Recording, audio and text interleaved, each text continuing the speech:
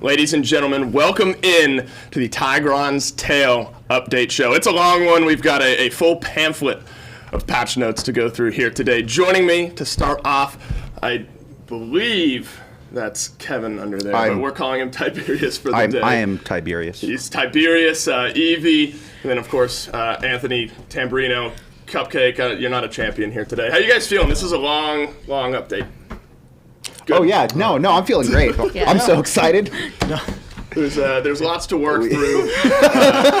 The hair and makeup alone, I think. In 3 years, they'll say this was my defining moment. Yeah, it definitely was. Last time you were IO, and we could clearly tell. I'm fully on a transition. Yeah, no, He I gradually- You're calling it an improvement. Yeah. Okay. Yeah, gradually. You look good as a redhead. Thank you. Yeah. I've always wanted to try out being a redhead. Yeah. Maybe it's a permanent change for us. But it is going to be a great update show. Very excited to dive into it. So, with so much on the table, let's jump right in. We got the hunt right off the bat. I believe it's about a year going now, all through 2019. It's been the big initiative. So, Anthony, why don't you walk us through some of what's been going on in the hunt? Sure. So this patch, we've got. I'm gonna. So this patch, we've got a lot of major fixes coming in. One of the big ones that's been in the game for a while, not really been, very rare, not really been seen around a whole lot. We've got Talus fix for Blitz Upper. So there was an issue previously where Blitz Upper, you would punch, you do the punch animation, and someone like 2 or 3 lengths away would get hit. And it was very confusing, but we believe we found the fix. There was like some sort of hit indicator at each distance of Blitz, each extra distance of Blitz Upper. So that should be fixed in the upcoming patch. Awesome. We have a fix for Ying. This was a Reddit post. I really liked this one because this person was very concise with this. They had a lot of information. They had a video. So thank you to the person who put that out there. There's an issue where the longer that Ying's clone stayed out with the card Carry On, they would stop healing after a certain amount of time. They had 6 shots to heal, we found out. And if they stayed out longer than 6 shots, they would use their ammo. Wow. And then they'd be like, yeah, I'm out. Oh, because they're not reloading. Yeah. So I totally understand how that's an issue, like thinking about it. Yeah. I didn't even know it was broken. Yeah. So, but yeah, shout outs to the person on Reddit who gave us that information, because like, it's not a card that I normally run a lot, but I can see like if you're running like an illusion specific build, that it's something that you would want to have your clone stay out longer and continue to get healed. Absolutely. Those are a couple of champion changes. We've got more in the patch notes. Those will be out this afternoon for you guys if you want to read more of the champion changes. We've got some very, very good ones in there. But to go on to more general gameplay changes, this one I guess is a little bit more of a champion change as well. Just it affects multiple champions. There is an issue we added a couple patches ago. We changed some things in the back end with momentum with regards to dashes. How if you would dash off a ledge, you would carry momentum.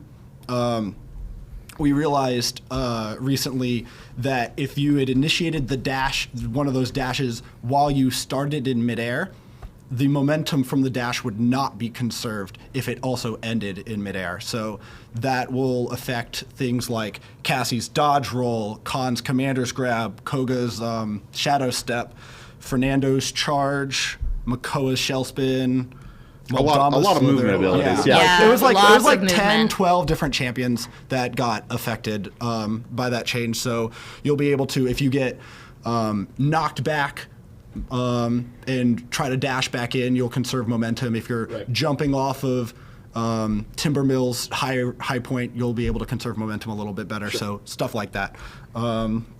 We fixed an issue where there weren't walls everywhere on the spawn area of Dragon Arena, which people out there will know exactly, will potentially know what that Yo means. ho ho. Yeah. So that'll be fixed. Your Dragon Arena games will be less cheesy. Sure. We fixed an issue. This is big. Cuss Cutie, looking at you.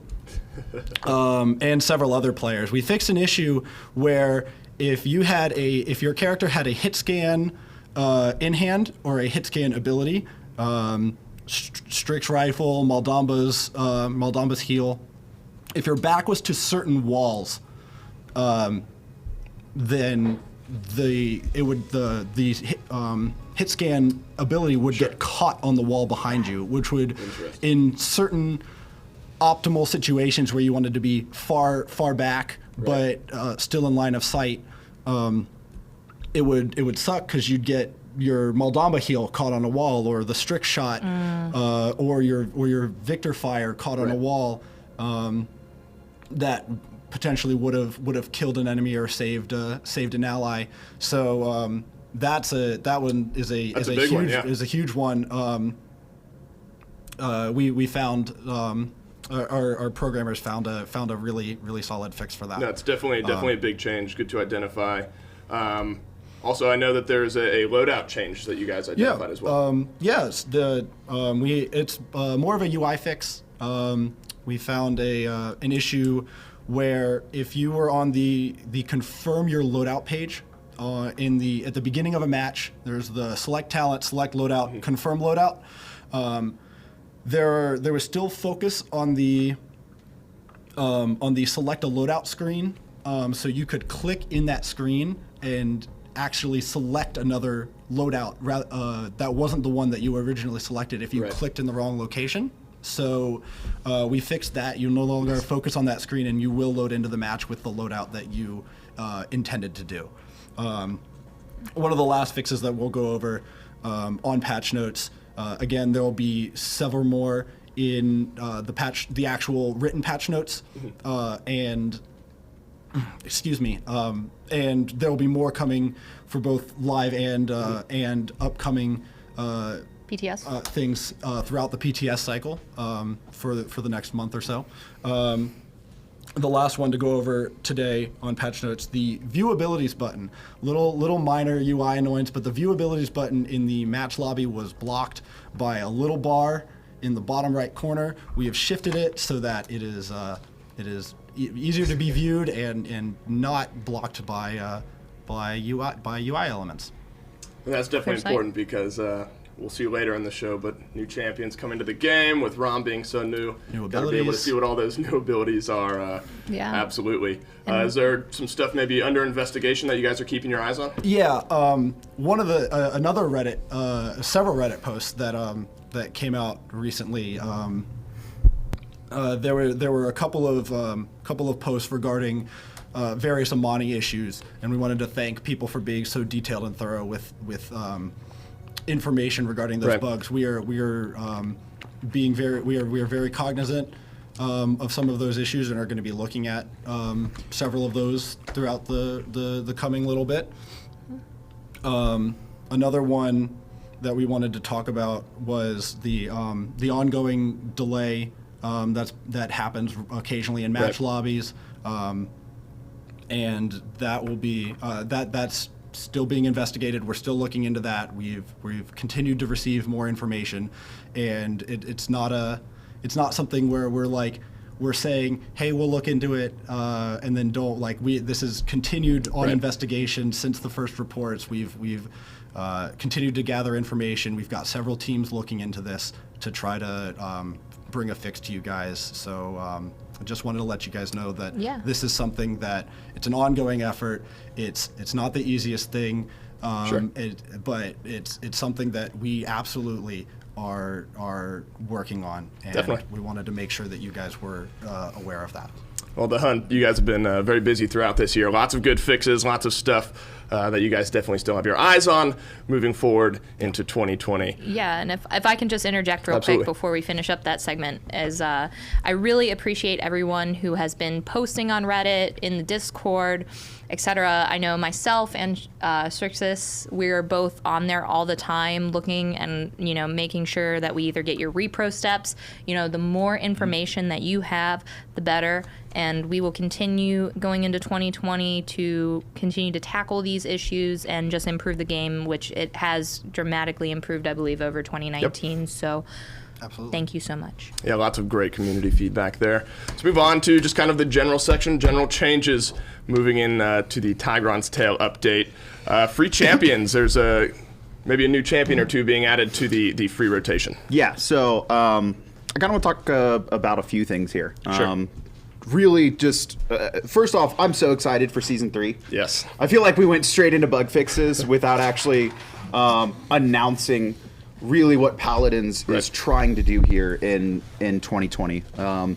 Something that the team is really holistically looking at, and something that we have been looking at in the past 6 months, is the hunt, kind of the initiative we just talked about. We fixed over 1,000 bugs the last year. That's going to continue. It's really about polish for Paladins in 2020. And there's going to be a lot of changes coming up here that some people may not like initially, but the whole point is to look at what Paladins has done over the last 3 to 4 years. What did we hastily implement? What are kind of some features that we have not given love and attention to? And going back and saying, how would we, the current Evil Mojo, build this thing from the ground up again? We're really here to compete in 2020. Paladins is a fantastic game. I'm sure everyone watching would agree. You're all watching our Season 3 patch notes and me dressed as Tigron. So I can't thank you guys enough, and I am really excited for all these changes, and I hope you guys come play PTS, give us as much feedback as possible. So yeah, on to the actual changes coming in. Saris is being added to the free rotation. Saris is probably one of our best new player champions, and just kind of mechanically, a lot of players really like her as a character archetype, especially like the primary healer in our game. I think someone that really embodies a simplistic style that's easy to transition. It's a little bit different from our other free champions, so she's being added to the lineup, and we think this is going to be best for Paladins.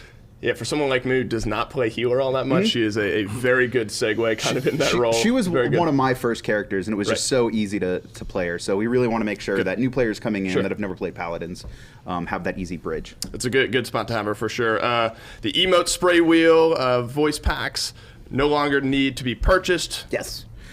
Super excited about this, right? Again, going from the mentality in 2020 of Paladins is like from the ground up.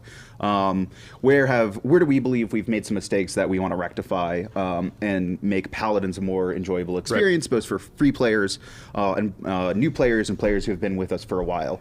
So emote wheels, the spray wheel, and voice packs are all now default on all characters. Starting in 2020 with patch 1. So no more purchasing those extra slots, no more having to purchase voice packs. When you're in a game, you're going to hear who that character is, and if they have a skin, you'll automatically get the voice there as well. So we think this is going to breathe a lot of life into the communication between players mid-match, and just really just make, I think, the atmosphere of Paladins feel more alive, because as much as I love the announcer guy, I can only hear woo-hoo so much. Yeah. My teammates make sure that I hear it constantly. Yeah, absolutely. Woo-hoo. And that's kind of the first change with some of this stuff. Daily login. So I'll tee you up here. We're removing the daily login system. Yes, completely. But don't worry. There is a transition. We'll go into a little bit more detail about it on Battle Pass. But again, going from ground up, daily login is kind of this weird system, right? We like the opportunity for our free players to be able to get premium currency, and for coming back and engaging with the game. But it's not really an enjoyable experience to have to go 60 days straight logging in, even if you're not playing the game at that point. So 450 crystals will now be added to the free track of the Battle Pass, every Battle Pass. So the potential is 50 crystals higher, total if you're a free player, as opposed to having to log in every day. So now you just have to play. You can kind of front load it if you want, or maybe you just play more heavily at the back half of a battle pass, or maybe you just play consistently throughout. But you can skip a couple days and still get more crystals overall. This also means that there's going to be 600 crystals in the battle pass now. This is something that our players have been asking about for a while, which was the capability to earn back enough crystals to buy the next battle pass if you play through the entire thing. And we're not changing the XP total either. Again, I'll get more into the system later, but there's a number of changes to our battle pass as well that we think is going to be overall the best thing for Paladins. That's a good system. I agree. Being able to earn the next battle pass just by playing throughout the current one, I really like that metric. Smaller change: developer credits will now be able to see everyone. Yeah, I'm so excited for this because this is the first credit I will ever have, and I think a lot of members of our team, this will be their first official credit. Feels good for us. This is really a developer win more than anything. I'll be honest here. You open the escape menu, and then there'll be a credits option, and you can see both the current members of the Evil Mojo team, and we also have included every single person from the past that has worked on Paladins. Excuse me. Got to give a nod to everyone, absolutely, past, present, and future. Kind of the last thing in this section, in the general section, Mount Leans. Talk to me a little bit about what's been going on there and what changes we can expect. Yeah, our animation and tech art team has really been crushing it. This is something that they have just been empowered and wanted to do themselves, which is, again, improve Paladins at the core, polish, make sure we are doing our old systems right and new systems true justice to our game. Mount Leans is really just a fun feeling thing. So basically, as you're playing and running on your mount through maps, as you turn left or right, your character will lean in the direction you're turning. So it's this nice little polish element that we think improves the presentation of mounts overall. Big shout out to Brett and Kyle for really heading that up. It's a good, clean look. I love that change. I know that Eevee has one coming out in this new update as well, so you'll get to dive fully into that. As you see, Anthony has rotated off. Rafe has joined us now as we move into more of the gameplay and system side of things. Talk to me a little bit about the third-person changes that are coming in this update. Yeah, so for this specifically, I know this is going to be a big change, and we encourage all feedback on our Discord, on Reddit, whatever social you interact with Paladins. Let me make sure my beard's You can't lose the beard. So we are removing the ability to toggle third person in casuals. Right. So for those who haven't been around for a while, Paladins was built and is intended to be a first-person shooter at its core, with elements of MOBAs and RPG and kind of character customization. A layer under. A long time ago, Paladins, right, when it was really trying to find its place, we know we've done some experiments, that we have regretted a couple of years later. Some may reference Protocol 64. And third person is kind of something that when we really looked at Season 3 and what we wanted to do, third person is not a high priority. It really doesn't embody the core of Paladins. Mostly, it's not used actually in our game client at all. We actually pulled the statistics. Very few people are even toggling third person in casuals. And also just what is Paladins? It's different right now between a casual setting, the casual matches, and the ranked queue. And so it becomes really hard to transition if you have learned the game in third person. It plays a little bit differently. Sure. We have a number of bugs too that it is kind of hard upkeep, honestly, for us. And we would rather focus our attention on polishing our 1P experiences, which is the true experience that Paladins was made for. In addition, I think that was most of the points. First-person shooter, keep it first person, understood. A big change, you mentioned all the woohoo spam, all that sort of fun stuff. The VGS system 2.0, big revamp coming to the VGS system. What's some of the structural changes there? I'm going to keep reiterating this, and I think it's important. Again, ground up. So we are changing the VGS system, the voice-guided system. This includes keybinds and kind of cutting some superfluous lines that we have taken from our other games. The history of VGS in Paladins. So it was originally something for tribes that Smite ported over and kind of expanded it for a MOBA. And then Paladins then took it from Smite and really just left it as it was. So it wasn't a system built for Paladins. It was a system built for an action shooter, then taken for a MOBA, which is where I think VGS had worked best for, but it was never rebuilt for Paladins from the ground up. Sure. And I'm going to tell you right now, it is a pain. I have known the VGS system since 2012, so there's going to be some players out there that feel it. Right. You're going to have to relearn some keybinds, but we have kind of eliminated a lot of the how deep you can go in the menu. And really surfaced everything out. And I don't know if we're going to show it in game now, but we'll show it in game later. Right. So we also have introduced 3 options for this VGS system. The first one is going to be the keybinds that have changed, right? Yeah. So joke, taunt, and laugh have been moved to the cosmetic wheel, and the cosmetic wheel is now toggle by default.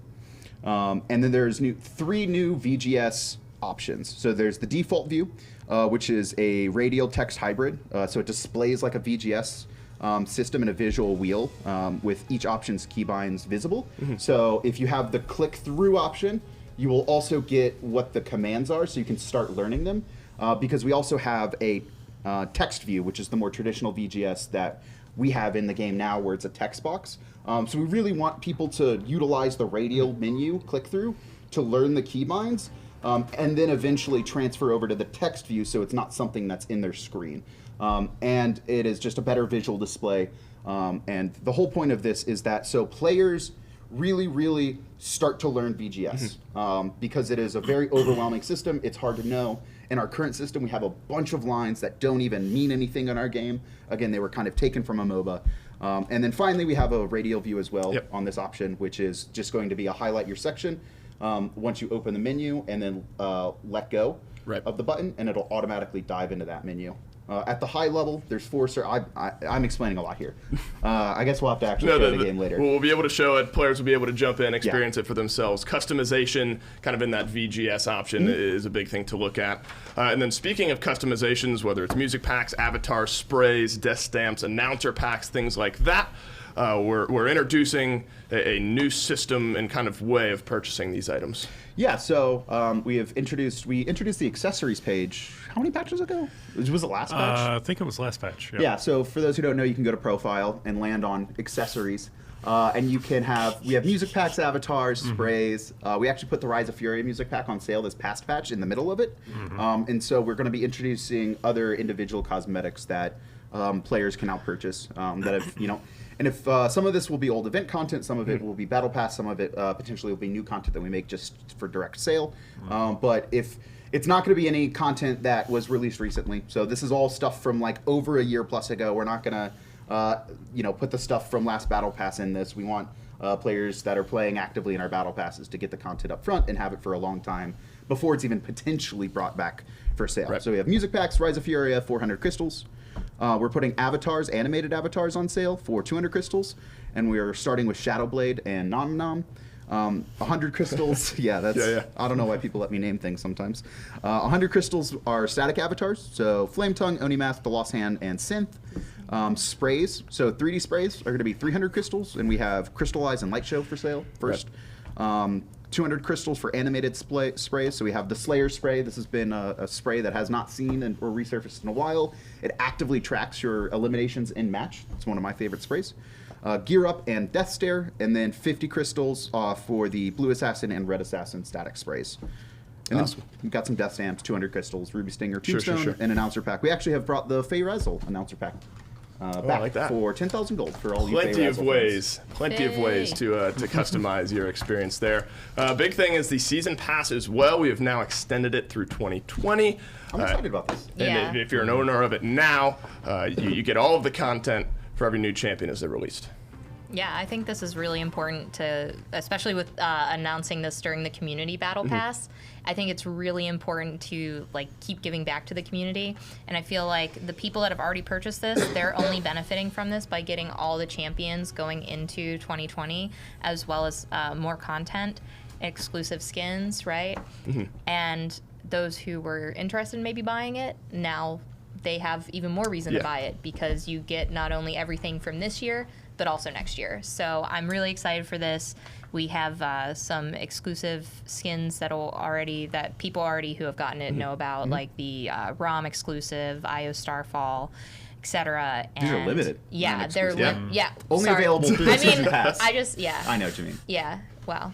Cat got my tongue. And so it's Oh, begun. no. We Well begin done. our downward spiral into the abyss. You mentioned the community battle pass. I'm going to move us immediately away from that horrible pun into the community portion, or the community battle pass, portion of this.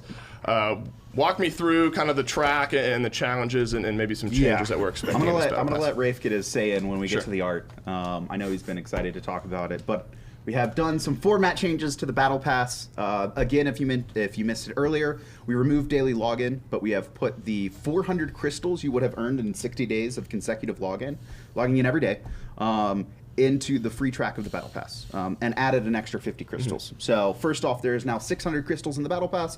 It costs 600 crystals. If you play through it all throughout the 2-month cycles, you will unlock everything, as well as be able to purchase the next battle pass for free. This is a really important thing that I know the community's been asking for a while. So first off, the battle pass plus track has been removed. We've just kind of removed the notion of that. And we have reduced the total levels in the battle pass from 100 to 80. And this means that the free track will also extend from 1 to 80 now as well.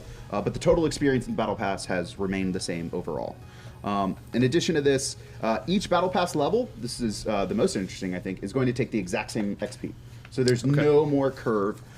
If you could actually, it was a little bit weird, you could kind of mind game level purchasing if you really wanted to, and go, okay, I want to level through 20, and then once it starts to get harder, I'll buy levels, and then I'll level through again on the Battle Pass Plus. Now just every level takes the same amount of experience, and so your progression is going to be constant throughout the Battle Pass.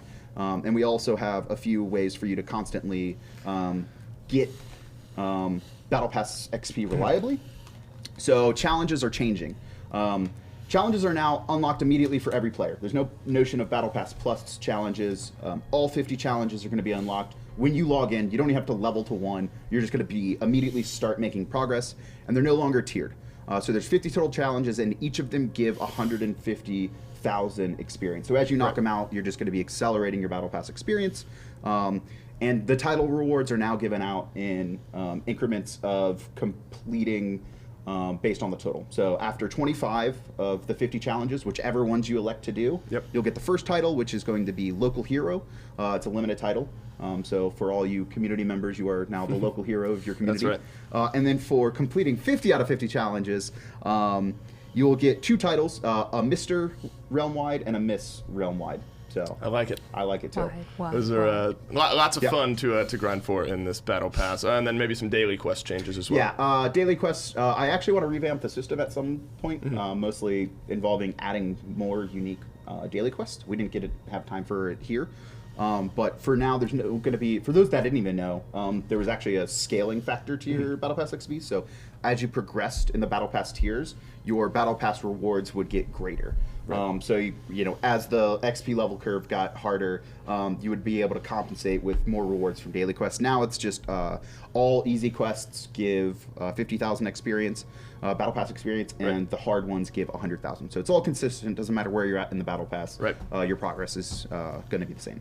Well, the grind continues throughout the Battle Pass, and what you're going to be unlocking, lots of fun skins I can see on our page here. Starting off with the instant unlock, Squadron Ash, as well as an animated spray, animated avatar, 50% experience, and gold boost. But Squadron Ash is the first instant unlock here in this Battle Pass, so we can take a look at the splash art there. It keeps your posture.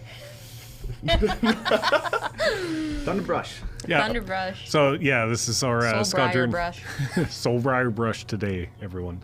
I like the horns as well. I think This Squadron Ash was probably a personal favorite of mine, and everyone on the team really loved it as well. This is also the first Ash skin with a tail, relevant to certain active members of our community, I think. The original concept was handled by Illustra Dart, and honestly, this was really easy to translate in game. The design itself was so solid. We love the call-outs to Io specifically, so when it came time to do the splash art, kind of wanted to have this idea that maybe she had her own, kind of own elite crew guarding the Shattered Desert, so... But still, the focus is on her for now, at least. Well, she somehow looks more menacing than normal. I know we're going to be able to get a listen at her voice pack and just hear how she sounds. For years, we've been scorned. Now it's time to fight back! Do you know how hard it would be to wear heavy armor with this tail? There are rats on my island more intimidating than you are. That sounds about right for Ash. I think I think the voice pack is pretty well aligned with her. She looks great. Looks great in game. I really am a big fan of the new weapon. Oh, and you get some splash as well with the primary shots. Yeah, this was a really fun chance with the original concept to dive kind of a little deeper into the kind of squadron world. So what would a object launcher of some varying sort from the squadron be? I love that weapon. Yeah. I love the agree. the plasma-esque explosion. You get like good feedback on it. Yeah, that looks really fun. Our I actually haven't RFX played this team, game yet. Our FX team killed it with that. Yeah. All of them. Yeah. Special shout out to Roland, VFX team. Roland. Thank you. And the first person looks really good as we well. actually talked about this a little bit, I think, in the blog when we did. We released a community skin blog during HRX where we showed a preview of the skins and had little animated GIFs and video clips of how the process of the development went. And I believe one of those was some Ash animations as well. And you just see how since then in the development process, how clean she's become. It's great seeing this come to life. So most important is the cert. I mean, I don't know. It just gives you a good feeling. I really like. You can see around, like even around the shield, but around the ring, in her assert dominance, you get the little like particle effects kind of at the bottom that we went with here. the animation on the tail's great too. Just gotta kind of point that out. We have to get that purple. Whoa, whoa! What was that? Oh, Spoiler alert! Drop it again. Drop it again. Best. Oh, so that's for all not of, Fernando. Speaking of our VFX, That's not Fernando. I'm so. community favorite right there, I'm sure. This is the community battle pass. There are. That's right. A lot of memes in this battle pass, and we hope you love it. Everyone, again, shout out to Roland specifically, because he just like goes with 3D sprays, right? He just goes, "Hey, do you guys like these?" And they're always just amazing. Salty, that one's good. That one's important, I think. Raining salt. Yeah, and this is the first one you get, so we're definitely starting off strong out of this battle pass. I think the Ash. She looks beautiful. Squadron Ash looks great to start off. But that's, like I said, that's instant unlock. You buy the battle pass, you get it. Wukong Talus is going to be our level 10 unlock. Very excited to kind of dive into that and look at what Talus looks like in his new form. And I think he looks great as well. Yeah, the Wukong Talus concept was handled by Artie Snaps. That is their handle. Hopefully I'm getting this correct. But obviously, it's just a really fun callback for Talus. I mean, he's always had a little bit of this, I'd say, in his base design, but we kind of really got to dial it up and like really embrace the whole kind of Wukong / Monkey King aspect to it and just have some fun with it. Well, it's definitely kind of his vibe, isn't it? That sort of that kind of fun, outgoing vibe. We'll be able to get a listen to his voice pack and see what that encapsulates. Don't worry, the king is here. I've heard some rumors about you through the ape vine. Fight me when you've gotten stronger. Yeah, I think that makes the most sense, kind of like poking needles at you a little bit while you're trying to play against him. It's very Monkey King, very I agree. Wukong. I think he looks great. What's it like kind of working, I mean, Artie Snaps obviously concepted this one out. What's it like working with some of that community to get these skins together? I mean, we have a really art-driven community. Yeah. I mean, Amanda probably can comment on it better than I can, frankly. We really had a bunch of great designs to work with. I know the contest had a ton of voting and a lot of great ideas come in. And the Talus really did stick out to us early on that like it was a great design that we hope we got to work with. Yeah. And again, translating it in game was just super easy. All the hard work was really done. Yeah, I love seeing. I mean, even on the subreddit, a lot of the time you'll be able to see so many different concepts, lots of people pitching new ideas. So it's great to see some of that sort of start to come into the game here. Sticking with Wukong Talus, I like the Monkey King vibe, I think is how you put it. I think the voice pack is very good, and I think the lines, at least the few that we've heard, are pretty good at kind of building out that persona of Talus and kind of the way he is. He's definitely like that character too in general. So I really just think the Monkey King motif fits well onto him. Well, mythological skins are just always fun by default. Like they just carry Yeah. a big presence to them. That's really nice.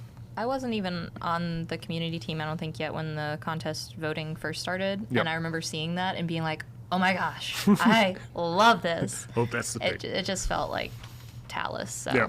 Yeah, and for those that don't remember, this was like we started the community It's been a while. skin contest 8 or 9 months ago, Yeah. right? Yeah. We- March. We, Yep. we announced it. Members from or people from around the world submitted their concepts. It was the community voted on what champions they wanted, and then they voted on a short list of skins that the team had vetted that we were confident that we could actually Yep. turn around into successful skins. So we're really like these are characters, right? Talus and Grover and even Ash to some degree, especially that player really wanted a new high level skin for. So I'm super happy that we get to deliver them. Mostly, I like the Grover one coming up. It's my favorite Grover Yeah, skin. the Grover one coming up looks Yep. incredible. We will be able to dive in and look a little bit more at Talus and his turnaround and all the fun stuff that we can expect out of him in game. Oh, look at I like the piece on the back, his back piece. Yep. Yeah. Oh, yeah, I agree. The sort of. It's like a pretzel Yeah. knot. Yeah. I dig it. Oh, it's gonna Got look it. really Got good up. too. You know. It's got big britches. Needs a big rope to hold it up. Oh, is it holding up his pants? Yep.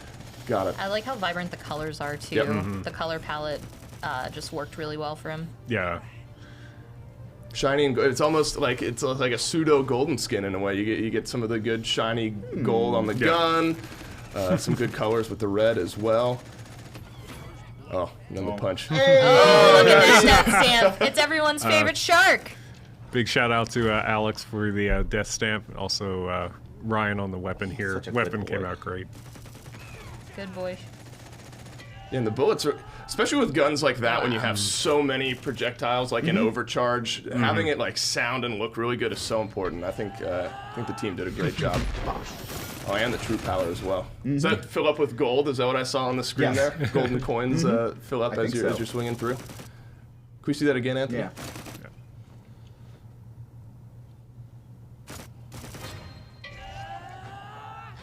Oh yeah, it is. This big golden Little wall bit. takes Yeah. over your screen. I think that looks awesome. I can tell this one was a lot of fun to make because it looks like it's going to be a lot of fun to play.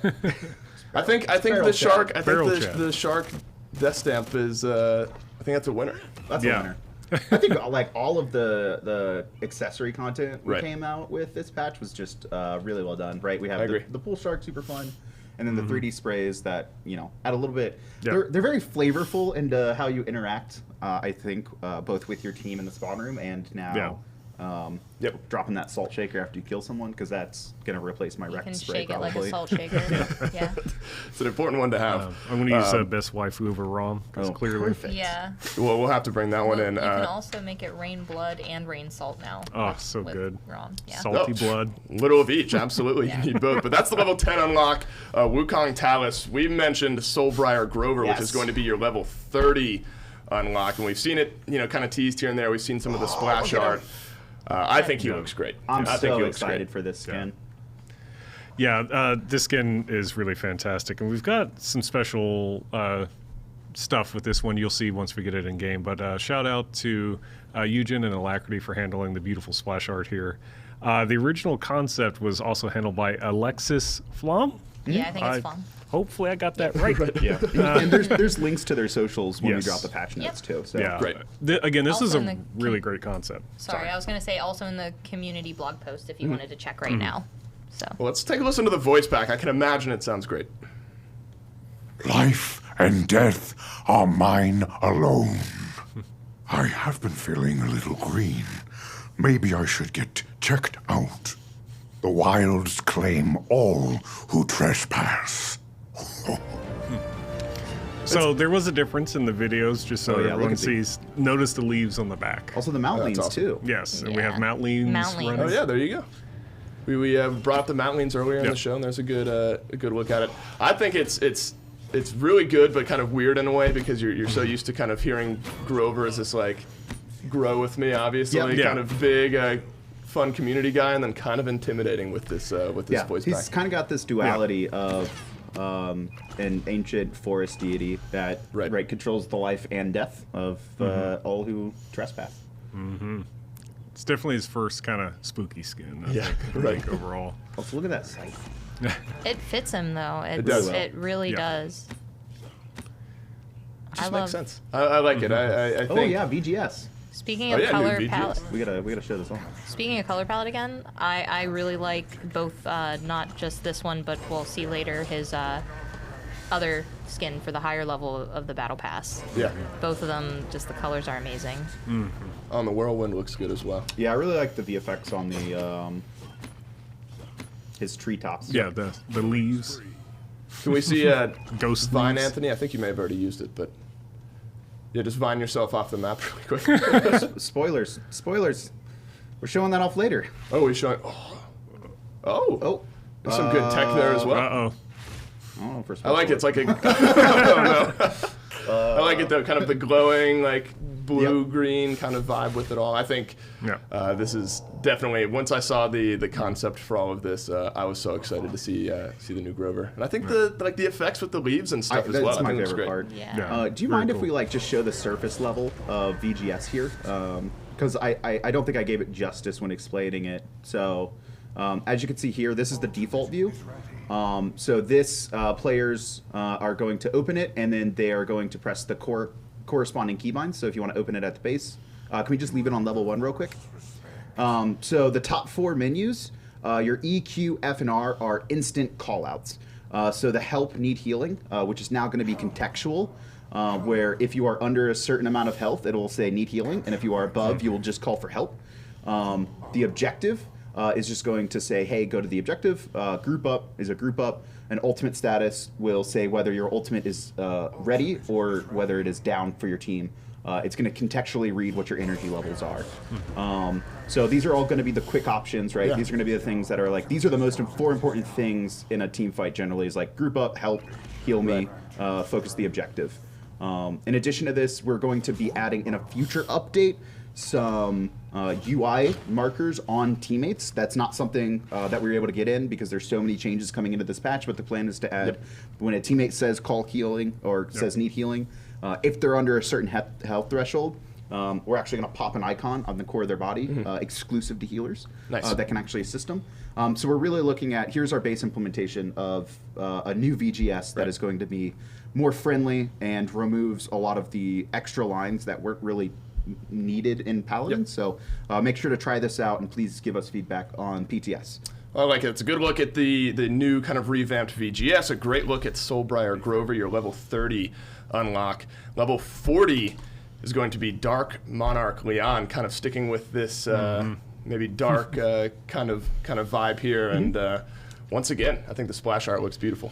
I think this was It's the same artist. Same artist. Oh, okay. Alexis Flom, or core design. Also, again on the splash art, Eugen just killing it for us. Beautiful piece. I think really helped sell the kind of soul of the character. Yeah, kind of in a similar vein to like the Grover. You don't see like the kind of dark side of Leon all that much, so I think getting a good look at it here. Well, we hinted at it good. a little bit, maybe with like kind of a backstory for all the skins, where the idea being Leon and Grover obviously kind of in evil cahoots with each other, and maybe Talus stepping in as the Monkey King deity to kind of put a stop to evil mechanizations. Well, it looks like on at least the splash art, we'll get some good effects on the skin as well. But let's jump into the voice pack and hear what she sounds like. We shall show them the true meaning of power. They will learn to fear me.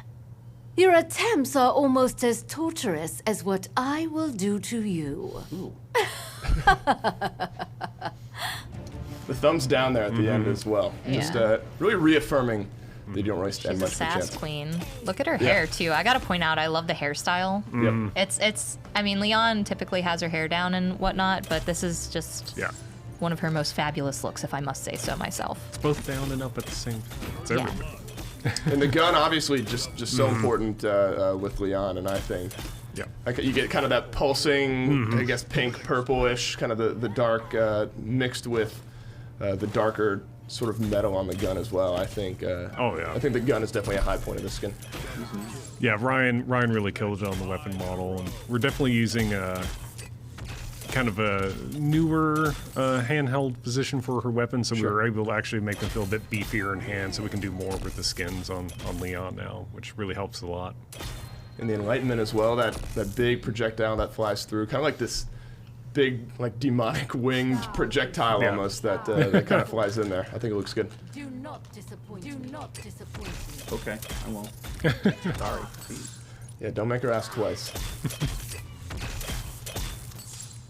Yeah, and kind of the effects, even just on the primary attacks, it's like subtle, but also it adds just a little extra kind of oomph to those primary attacks. Mm-hmm.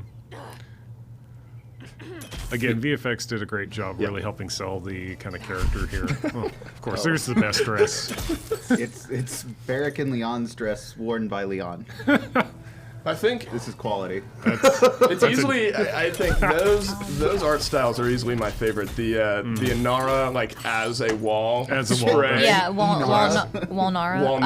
Somebody actually, shout outs to the person, I forget who specifically at HRX, but somebody at HRX was wearing the Barrick and Leon's dress as a shirt.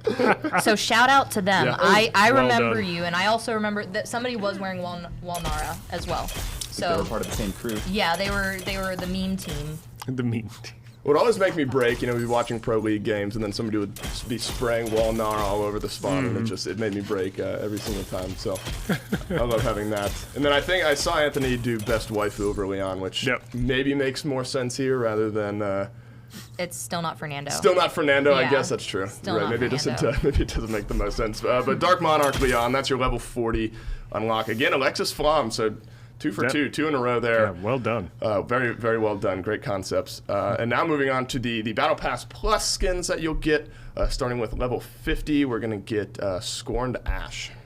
Yeah, we just, I think we just have splashes for these. Oh, yeah, splashes.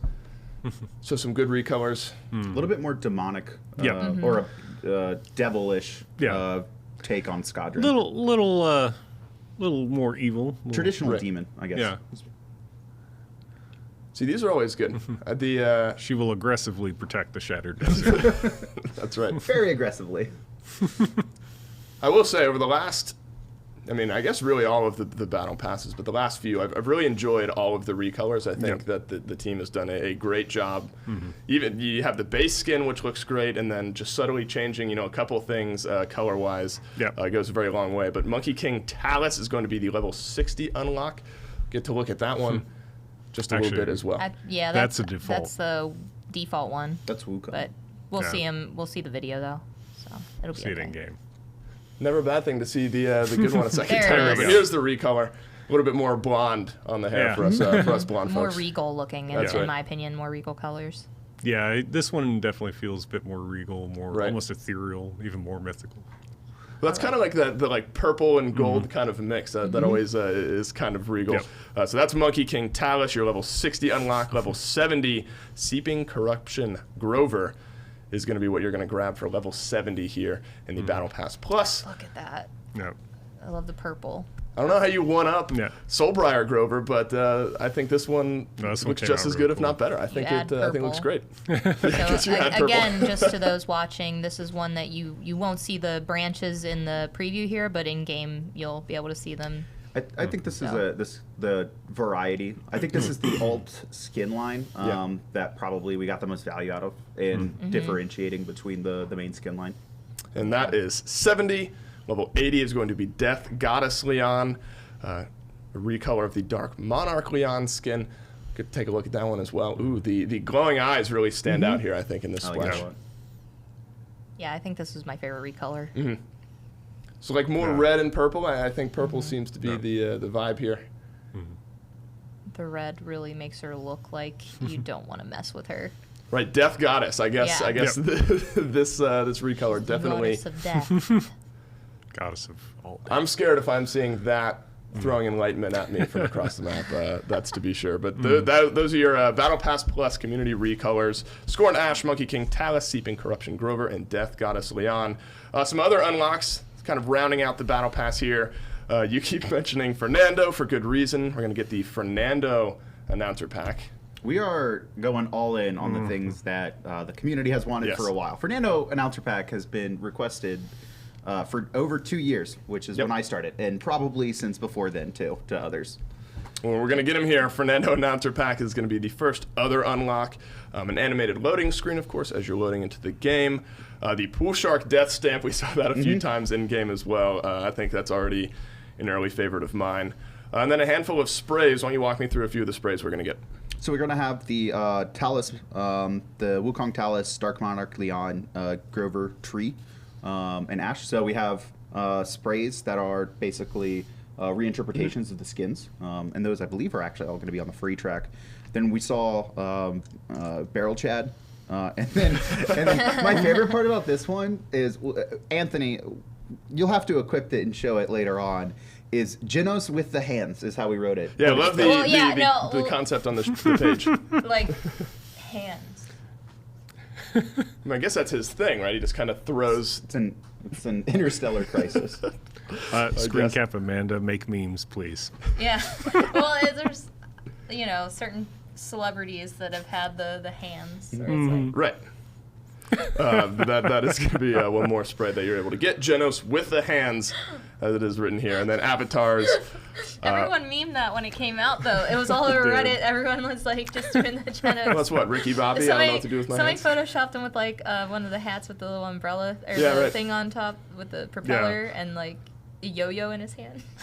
Well, lots of fun sprays to be unlocked in this battle pass as well. Some community concept avatars to be unlocked on top of that. But golden skins. Why don't we take a look at the golden skin for this battle pass, and it's going to be Golden Barrack. Boy. For Mastery level 50. It's Fat Cassie. Fat Cassie. You never heard that? That was Gord. I've heard Fat Victor for Khan, but DHAT. I think that one rings pretty true. I think he looks great. You get that kind of gold and black kind of back and forth there. So you get that one for reaching Mastery level 50. I think Golden Barrack looks great. You can't say fat. Do you see how ripped he was? He's shredded. He's shredded. And that's his idle stand. He's not lifting anything. Right. He's just he's really just all bald muscle, to be honest. And if you reach level 50 with that ball of muscle, you'll get that golden skin. That's it for the battle pass here for this update. We have been teasing this champion, maybe not even teasing. We've seen the trailer for him, Tiberius, sitting to my left here. Let's jump in and take a look at his trailer.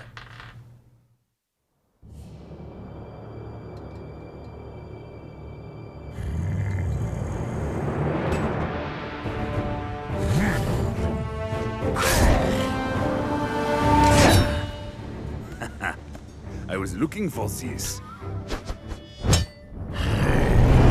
I will have your soul. Come and get it.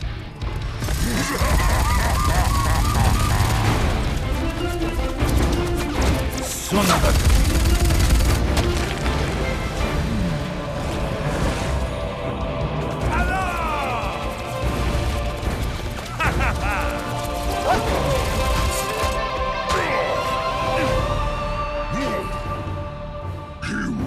Suffer for this. You're ridiculous. I like you.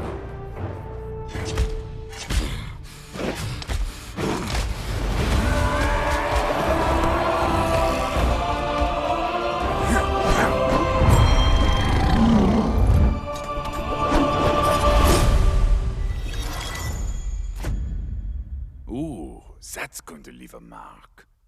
I would not allow this year to go by without me doing at least one more champion kind of discussion, I guess, reveal while we get to look at his abilities. We got to see a little bit of it during the keynote, and I just actually want to do this before we get too far into Tiberius. This has been the show so far. This is our notes for it. This is what I have left for the show so far, and a good chunk of that is going to be Tiberius, and I'm sitting with, I guess, the man, the myth, the legend himself, and also the designer of him as well. So we get both kind of edges for this one. We have assimilated. But what is, I guess, the concept? You know, we've seen a little bit about him. You heard some talk about his abilities and like his weapons. But who is Tiberius? I'll actually just quickly read off our innate lore blurb for him. And shout outs to our lore team. Shout outs to our lore team. For those who have not heard, right, we've kind of been, again, looking kind of at our core. Part of that is lore for Paladins, and a group of employees have gotten together, and they're starting to really set into motion, both kind of going over and documenting and getting our history, the history of Paladins, good. Like just good finally, and then making sure that we're on top of new champions and that we're developing a story throughout the year. So for those who don't know, I hope you do. Rom came, summoned from this world. Big beefy boy. Ceres maybe Abyss. tricked some people or a person into unleashing Rom upon the world, and so now someone's got to come and stop him, and that's Tiberius, the weapons master. So he is a Tigron, which we've wanted to do for a long time, a full Tigron. Maeve is a half Tigron, no relation. His tale of charm and daring, heroic feats backed by deadly prowess, a traveler of the realm looking for worthy foes to test his mettle, sharpening his skills and weapons alike. Adored by the people, feared in battle, Tiberius, the weapons master, knows no equal. Born of the Tigron, Tiberius is the pinnacle of their values, a dashing legend, bold, brash, and relentless. Anointed by an ancient blade, destined for battles that are nothing short of legendary. With chakrams forged by the weaponsmiths of his ancestors and a sword forged by the heavens themselves, an ancient artifact capable of banishing unspeakable evils from this world. He is ready for any threat. Tiberius is exhilarated by the opportunity to match blades with a worthy foe. Snarling, he charges headlong into the fray, unleashing an unrelenting storm of steel, claw, and fang on God. And really, he is just an over-the-top entertainer that also happens to be one of the biggest badasses in the realm. Like, he just wants to, he's definitely the, I want a worthy opponent to fight, and it's not a disrespectful or an arrogance thing. It's more of confidence and the desire to fight and be the best. And I think we've actually seen, like, on Twitter the past few days as well, like, kind of exploring the fact that he's been looking for, like, his sword that we'll see later. He's got these weapons, you know, you call him a weapons master for a reason. He's got multiple of them coming forward with it. Too. So we've seen a couple of pictures of it, we've seen some video of him, but let's go ahead and actually look at what Tiberius will be. And there you can see his splash art, and I'm going to go ahead and say his weapons look amazing, the color looks amazing. Now that I can see it in comparison, you look amazing as Tiberius. Well, it's all coming together here. It's like you've seen him before, Yeah, right? it feels very familiar. Kevin was reading the lore, and he was just like, it's like when I look This in is the my mirror. history. Yeah. I'm really just telling my own tale at this point. Shout out Are you to tugging on your Jeff tail? Bellion, Splash Art, our lead concept artist, did an amazing job. And so we have not only this look at him, but I guess, you know, you've seen and heard a little bit of his voice, but we have the turnaround so you can see the 3D model as well as listen to his voice back. Attention all, have no fear. The glorious Tiberius is here to save the day. Please, enjoy the show. Huh? I will be the last thing you see before you die. Lucky you. So that accompanied with what you had kind of said is like him being this entertainer, like he's out there kind of having fun doing his thing, but he just happens to be really, really menacing and a huge threat with these weapons, so you can't really like call him on anything that he's saying. And it all fits together to make this guy who in the video, I mean, he looked at Rom like he was nothing. Yep. His voice especially came out quite perfect.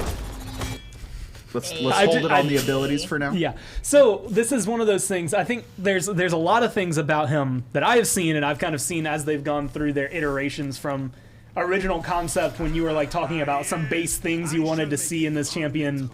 I don't know how many months ago to what we have been able to kind of accomplish that we'll see today.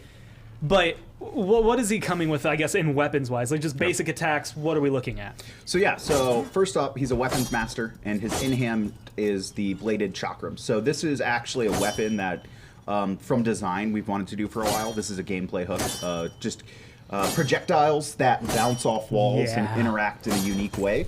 So we're really excited. At base, his weapons deal 650 damage, but they can also bounce off walls for reduced damage, but they will deal, but they will be at full efficiency, so there's no dampening. If it's a hit from a bounce, you'll get the little combo marker just to indicate that was a weapon bounce in hand, just to distinguish between it, it, again, does the just slightly less damage. And this is a really, really fun ability. One thing about our maps is not all of them are going to work the best, but especially on our point fights, this is a really, really fun mechanic. Yeah. Especially when you're able to get that kill around a corner, just like perfectly timing the bounce off the wall. And that's going to be so crucial. I mean, we've seen how ridiculous some people's aim already is. So now adding in the fact that you can go for like some ricochet shots on that one, I am ready for montages already. So I hope that when he comes out, like within a week, if you're not on PTS, at least within a week of release, I want to have some crazy montages with these attacks. Oh, there's that Grover spray, by the way. So yeah, I guess we're going to show off the leap now as well. Yeah. So Tiberius, can we slow down on the abilities, by the way? So Tiberius is going to have a short delay. This is just kind of a movement ability in and out. He does have a talent that's going to be able to add damage to it.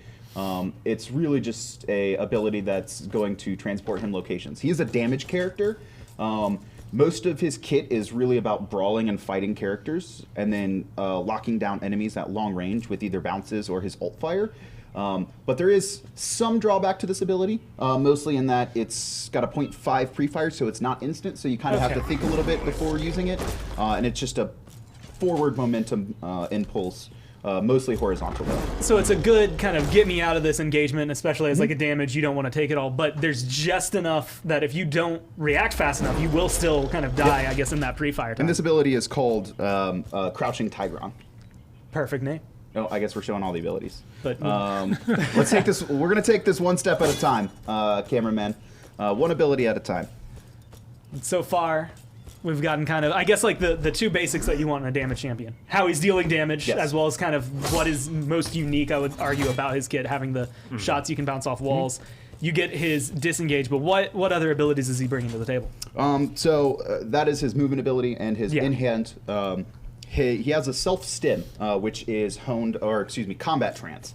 So this is going to be your Q ability or ability 1, and this is just going to be an attack and movement speed stim. So you increase your rate of fire. This is where Tiberius is actually the most deadly. His DPS on his in-hand is a little bit low for damage characters. Yeah. But when he pops combat trance, that's his moment that you are going to be really powerful, and you need to be very careful if you're fighting him and look for this mode specifically.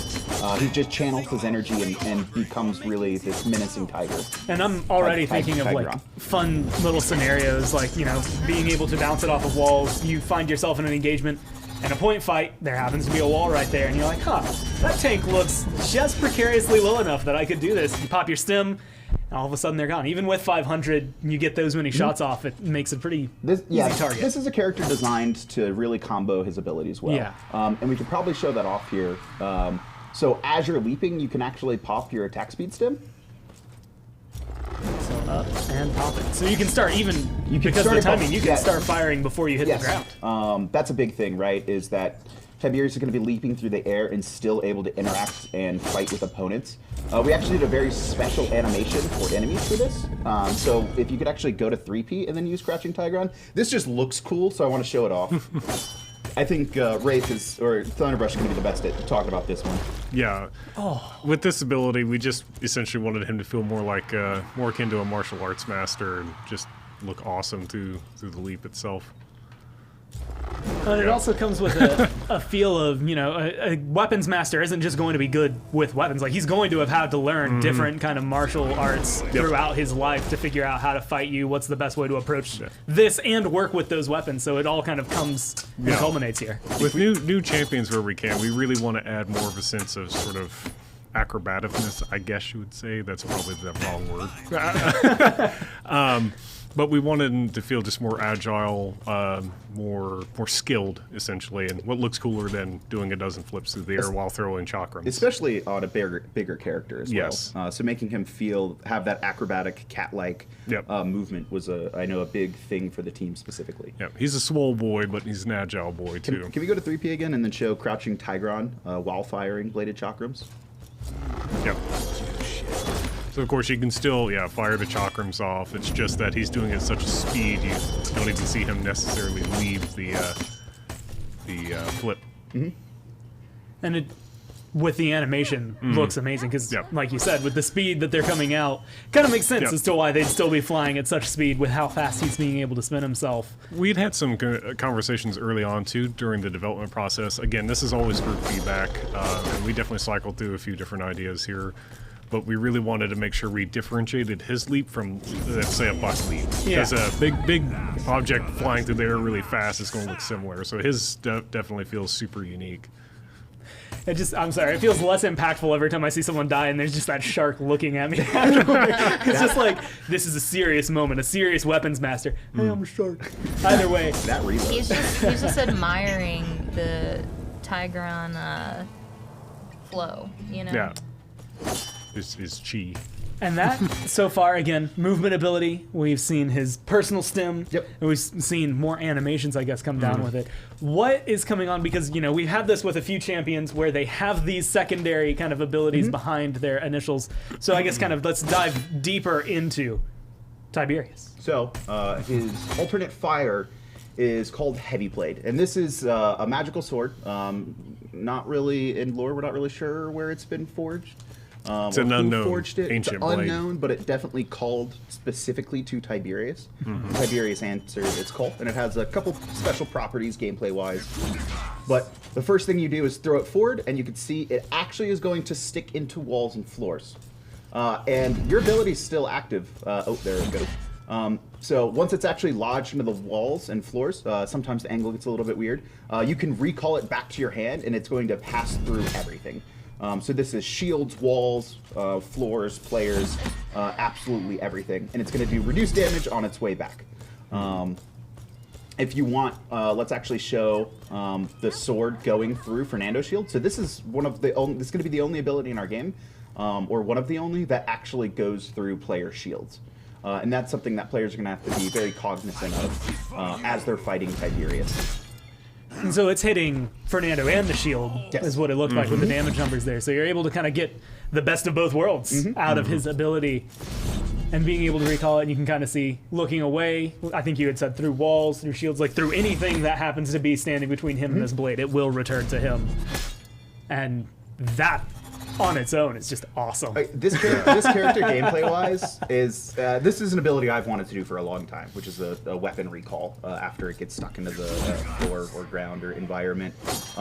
This character is really built with, there's a lot of cool combos. There's not a lot of lockouts between your abilities. It's about what is kind of the cool martial artist like way that you're going to take out your opponent. Are you going to throw a sword through them and then recall it and then bounce off a chakram off the wall, or leap in? Throwing your chakrams with, you know, enhanced attack speed and movement speed for a short duration. There's a lot of ways that players are going to be able to experience Tiberius, and I think there's a lot of ways that people are going to be able to find success when playing him. And again, the amount of plays that I can see that can come out of it just out of, hey, I'm going to bounce this shot off this wall, throw my sword over there, recall it at a different angle so maybe it hits you on the way back. Like, there's a lot of movement and just kind of outplayability built in here that is going to make it go from very easy to grasp at the beginning, very difficult to master towards the end, which I think fits a weapons master better than anything. Oh, absolutely. There's a really nice sort of aggressive factor that is really cool about Tiberius. So he's not sort of the peaceful traveling martial arts monk character. He's arrogant. He's kind of fast and just really sure of himself, and it feels reflected in everything he does that the kit also really syncs up with really well. Our animation team, led by Jim, did a really great job of bringing the character to life. We also did not make it easy for them. No, it never is. Can't make it too easy though. But yeah, overall he just came together real fantastic and does a wonderful job of selling everything that matches the gameplay kit. And so far it's been perfect, and I guess that's gonna be the one that comes through. You've used it, Strixus has used it, I have to use it at least once. But that's, again, only his, I guess, offhand attack, as you would have it, as right click. A lot of things for this character. Well, there's even more to go into, and so I'll let you take the plate once again. You know what, let's just show it off, Anthony. Let's just bust it out. This is Blade Dance's ultimate. Yeah, oh yeah, just use all the abilities and stuff. So good, the animation. Yeah, I'm really excited. So this ability is called Blade Dance. So you enter a state for up to 15 seconds, and you unlock 2 new abilities. Striking Tigron, which is the dash, and Whirling Blades, which is the twirl. So twirl, your damage immune. Tiberius is actually blocking all incoming damage, and he's going to apply damage in an AoE when he lands. And you have 5 charges of this. This is what I like most about this ability, is that both the abilities are trying to do 2 different things. One is a damage immunity state with a good knockback and higher damage, a little bit harder to control, and your dash is just like it's just your quintessential like anime dash through, slice your sword, but it just feels so good to play with. You can dash through again all players. There's a little bit of delay between using these abilities, but the whole point is that players are going to have different situations in which both of those abilities are going to be able to find success. You can use it to escape. You can see it's got actual aerial directionality. With striking Tigron, so you could just use it to reposition completely if you're in a bad spot. Again, animation team really dropped everyone's jaw at an early champion review we had with this guy. When we saw the ult the first time, we knew it was like, yep, that's it. And I think that was a good showcase, that last little bit. You had said you enter it for 15 seconds, but it's really just either 15 seconds or if you use all your charges. You have so 5 you get charges. one of the 2, and that just looks amazing. And it allows you, like, it's just enough distance that even though you're having to use a sword and it has to become kind of like melee damage, you don't feel too bad about getting up close with them. But like you said, it's also a good, I need to get out of here, and I need to get out of here fast and safe. That's my way out. This is a character that one of our design goals for 2020 as a whole for Paladins is play your way, right? Yeah. And this is a character that I think really embodies that mindset. In that there's just a lot of capabilities in combination that you can come up with. Sure, there may be a meta one, but I think players can have fun with this champ, playing it in a variety of different ways, putting emphasis on the sword, or maybe you're really good at bouncing your chakrams, or maybe you just want to feel like a weeb. That's my favorite part. Yeah. What I love is kind of like what you said. There's probably going to be like a meta of this is where he's picked and this is maybe the style, quote unquote, that he's played. But like, he's so adaptable that there's never going to be something true. It's like, okay, you're going to play in the back, but at the same time, if we need that guy killed and you're the one with your ult, like, get in there, go fight him. You can change on the fly. Yeah, so there's going to be a lot of people that are like, why isn't he a flank versus a damage? And it's, you know, we've kind of gotten to 43, is this 44? I think so. 44. Yeah. We got a lot of characters. There's a lot of people. There's a lot of champions in our game. So there's definitely characters that I think already embody the idea of hybrid playstyles. And while Tiberius is primarily a damage, he definitely has flanking capabilities. Yeah. But he doesn't have a ton of self-survivability in his kit. But he's able to get in and really kind of eliminate people quickly. But he has to be a little bit more careful. He doesn't have as many defensive tools as a traditional flank will. But I like the idea that a character, even if they're traditionally damaged, has a kit that enables them to be played in a different way. And you can do that even more enabled if you have a really good healer. Ideally, like, I mean, now you have Saris going into the free rotation with him, so someone can kind of partner up with you and get that try to reach keep going you on. safe. Kevin would hope that you're playing Io, though. Yeah, absolutely. Yeah. I'm not biased. He's not biased at all. I mean, I could imagine a good Io heal with a Luna stun, incoming a Tigron flipping over a wall to just throw it. There's a lot that can go on, and it becomes almost cinematic in nature that I'm happy I play frontline, so I can just sit on the point and watch all of this unfold in front of me. Instead of having to be part of it. A bull and a tiger now. And a tiger. Yeah, you know, what will be next? Oh my, oh my. Yeah, Tiberius kind of leaping over the front line of an enemy team is, or having a Tiberius leap over your team front line is terrifying if they get positioned behind you and activate their abilities. You can also see, this is a better example. You're not always going to get the ricochet that you want. You're not going to get the bounce every time that you want to hit. You have to find that angle, and so with someone that's moving a moving target, it's going to be even harder to find that, which makes it feel just all that more sweet when you do find it. But we've seen his abilities now. We can kind of go and dive into what his talents will be and what they'll be augmenting as they come through. So I guess let's go ahead and look at the first one here. So the first one is Predatory Instinct. Is it good? Yeah. So at base, Tiberius' chakrams bounce twice, and then they'll dissipate upon hitting or colliding with the wall for a third time. Okay. And so his default Predatory Instincts just adds 2 more bounces to that, so it's a little bit more friendly to players, or really strong in maps, maybe tight areas, right? This is actually a character that, again, you're going to have to think about where you want to fight him, because if he misses you with his projectile in a small room, there's a good chance it's still going to hit you because it's going to be bouncing around in there, especially with this talent. So, after the first bounce, it does less damage. Does that happen after every bounce, or is it just the first initial chunk down? Yeah, and if then you directly, no matter what, it's going to be 500. if you directly hit after someone, it will be 650. But if it is a bouncing ability, it's always going to do reduced damage. I can imagine so many maps and so many areas where if you find the right angle, their teams are not going to be happy if they run single file down the line. That one, I guess we called it banana in Stone Keep. You find the right bounce through there when everyone's running through early on. And, well, people are going to practice. They're going to get dismounted. They're going to find the areas, the angles. It's going to be so fun to watch. But already adding extra bounces is going to make it look and feel, I think, a lot better. Like you said, for anyone new as well as just me who likes bouncing things around always. I feel like it'll be really fun to see the higher level players too. Oh yeah. Master and see how they play this, because there's also, like Kevin was saying, there's so many varieties that you can play this character that even if you are a more casual player, they're still gonna be no person probably playing the same. Very unique. So you get 2 extra bounces there, so you're going to have a little bit more utility, I guess, coming down from your basic attacks. We can go ahead and take a look at the next one, as Anthony cues that one up. So this is Tigron's Fury. Yeah. So Tigron's Fury is actually going to change how your heavy blade operates. So it'll still stick into the wall if you want to throw it there, but you're no longer able to recall it. Instead, you detonate it. Oh, it's not equipped. We'll just pretend oh man, that was such a great show off of the right click again. I was really happy with that timing. I was like, we've got it. He's got it already going. No, it failed. Okay, let's try again. Didn't quite stick. Let's see if it did that. There it is. That would have been so much better if it happened live. But so this allows for more, I guess, splash damage to kind of come in for him. So you're going to be doing reduced damage on the blade hit itself, but you still explode in the area.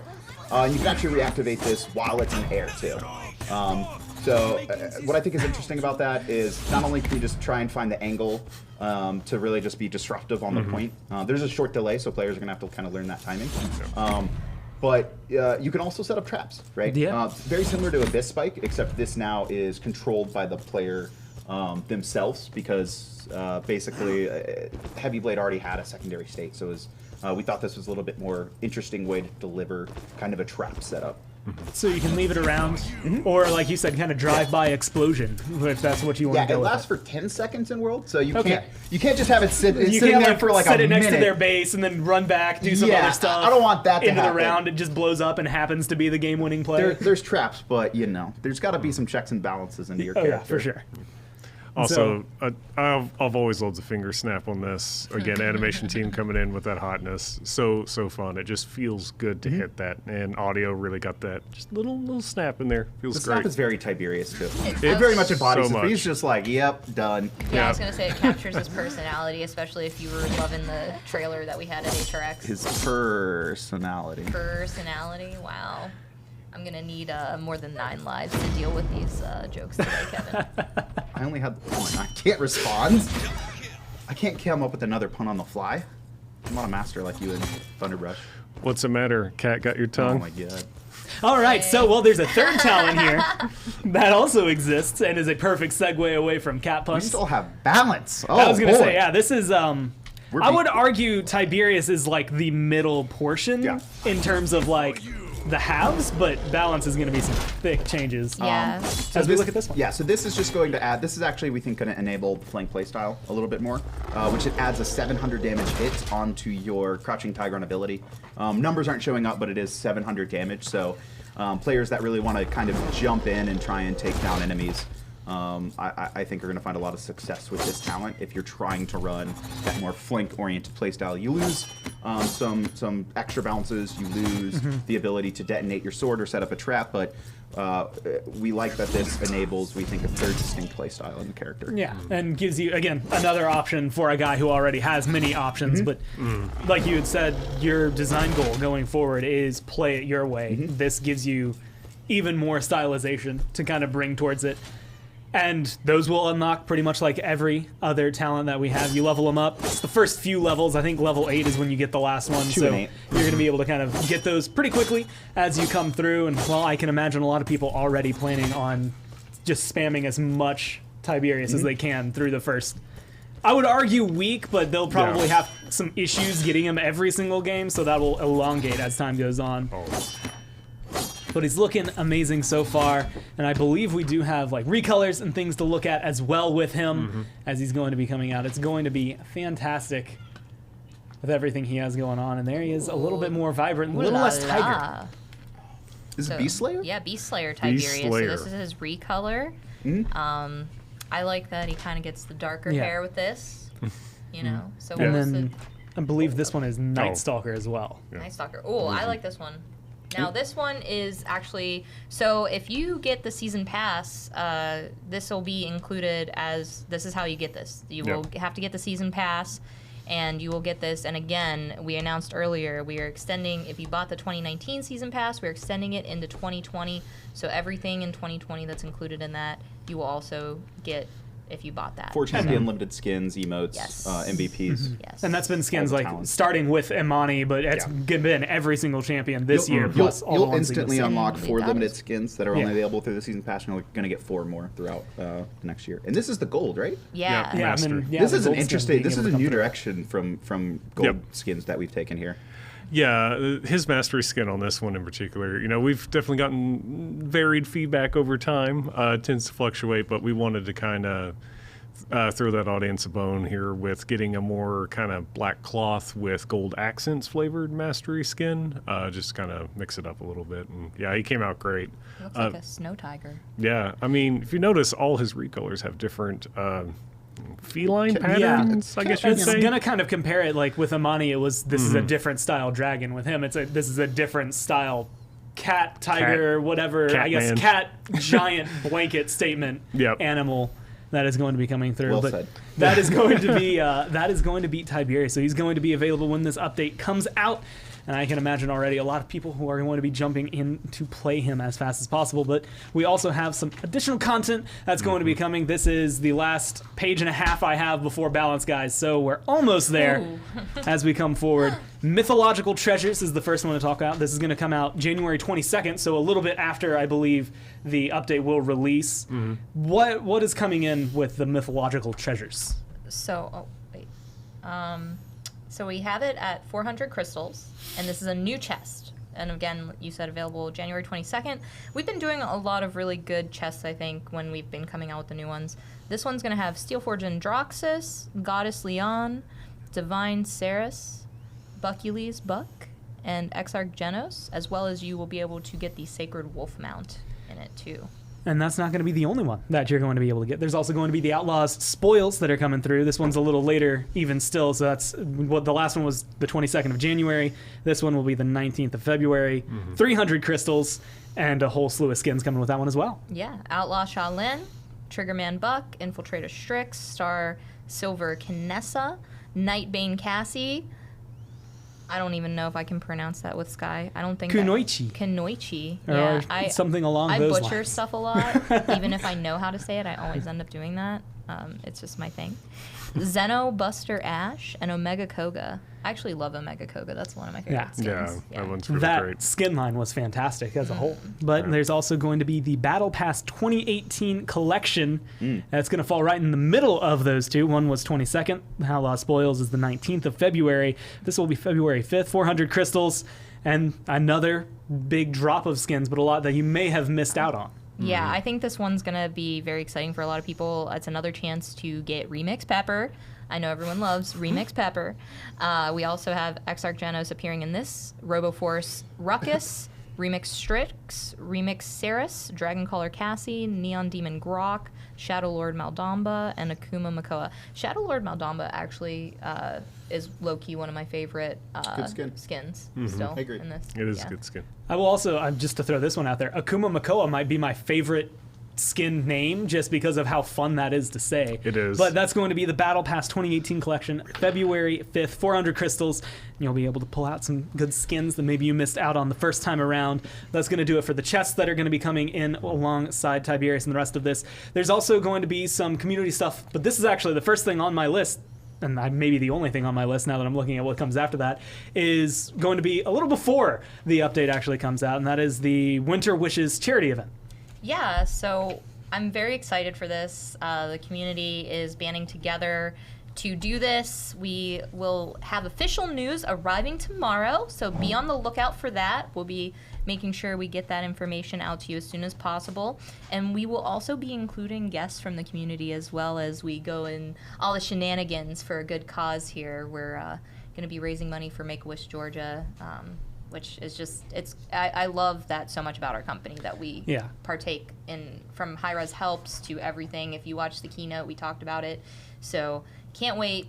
Be on the lookout for information tomorrow. We got this. And it's always been a fun time. That's even before I was employed here. One of my favorite things to watch would have been all the charity events. I mean, there were always a lot of fun things going on, from kind of game modes that we'll bring and play to what we can see from devs, maybe sometimes spoils if you come in and watch. It's always been a fun event. It is really fun. It is very, very fun. We're professionals. As they come through. And that's, I believe, next Thursday. I have a, I have the love-hate relation. I love the charity events. You love watching them now that you're not a part of them. I love watching them that I'm not a part of them, but I'm actually going to be on this one too. There you go. We make fun of ourselves a lot. Yeah. I don't know if you knew that about us here at, High Res and Evil Mojo. We like raising money for charity. Yeah. But I've drank some nasty things on that. Yeah.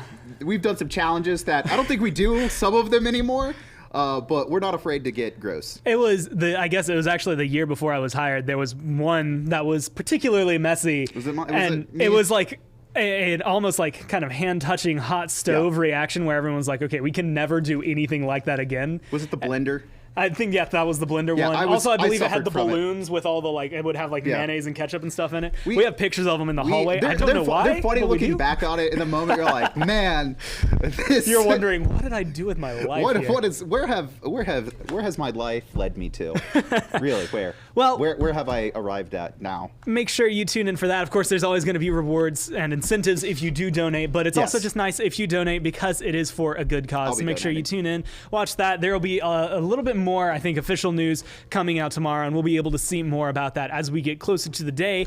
But you know me, I'm Gormizer. We're going into what's going to be big with Season 3. Sitting next to me has been Kevin this entire time. So now I'll introduce also Kevin, which is maybe going to make this a little bit more confusing depending on it, but I'm probably not going to be calling people out much by name. So you just want to introduce yourself and kind of get, I guess, who you are out there before we get into the pile of paper I still somehow have managed to have in front of me. Well, Amanda had to leave, but, I'm you here. Kicked her out. But my body is ready. We have a ton of balance to go over, but my name is Kevin. I go by Nico. I am also a game designer on Paladins, along with Kevin. So that's been fun in the office. Never gets confusing. My favorite thing is when I'll visit my brother-in-law in the programmer's booths, and he'll say, "Hey, Kevin," and you'll hear 2 yeses almost every time, and it'll be like, this didn't get thought through as quickly as possible just for an instant reaction of whose name I'm calling. We had 3 Chris's in line once. Yeah. It was 3 Chris's, 2 Kevin. It was a lot. That's maybe too much to be able to go through. But before we get too far ahead, we are going to talk about the next season of Ranked. So the Ranked Season 3 updates that are going to be coming through. So the biggest thing, I guess, as this season comes to an end, will be the Season 2 loading frames that are going to be coming through for the players who got at least gold. At least gold. So if you reach gold, at least gold 5, you'll get the frame corresponding to the highest tier you reached during the season. So this is all of last season, all of Season 2, not any particular split. So gold in the top left, then platinum. And the bottom row is going to be Diamond, Masters, and then Grand Masters on the far right. And I really like kind of the motif of soldiers and kind of getting stronger, and obviously going from the ivory then to the pure gold at the far right with stronger presence of wings and a lot more regal. If you got your Grand Masters, you're going to be flashy. I think the progression is fantastic with these, honestly. You get a better armor, better shield, and then you get upgraded to a horse. And I didn't realize this, but obviously if you dig deep into medieval history, they did get upgraded to golden horses, much like you see here. I did not know that. In the bottom right, you get a nice golden horse. I don't know. It's probably not very helpful. Upgrade from foot soldier to cavalry at least, right? but it's going to be really good. Season 3 is what we're going to, though. So if you played in Season 2 and you got at least gold, you will be getting your loading frame as you go forward based on which rank you achieved. Season 3, though, you're going to be able to come in. You can get a limited title. There's going to be a skin that I think a lot of people are excited for. Of course, Amanda left. I know. Now that we've finally gotten we didn't to take it. that one through. But there's a lot of stuff that's coming with this, and you just kind of go? went through the rewards. Yeah, so we're going to have the Play 100 games is going to be the limited title, and then the Play 200 games is going to be the Sweet Shop Eevee skin. Which, again, she had everything, the candy, the wig. Right, we still have the She's not cupcake here. on the table, but The cupcake's no on the more table. wig. We have There it all is. of these candies, but that's going to be what it is. Of course, a lot of people have been asking for an Eevee skin, Pretty Hair being one of them. And I don't know if this is true, but that looks kind of like a Chef Bomb King in the background, and that's the first time I've seen this. Quiet. Silence him. We'll ignore him and look instead at the sweets in front. And I actually believe we have the turnaround for this one as well to listen to the voice pack. Let's give them their just desserts. What's Bomb King's favorite candy? A warhead.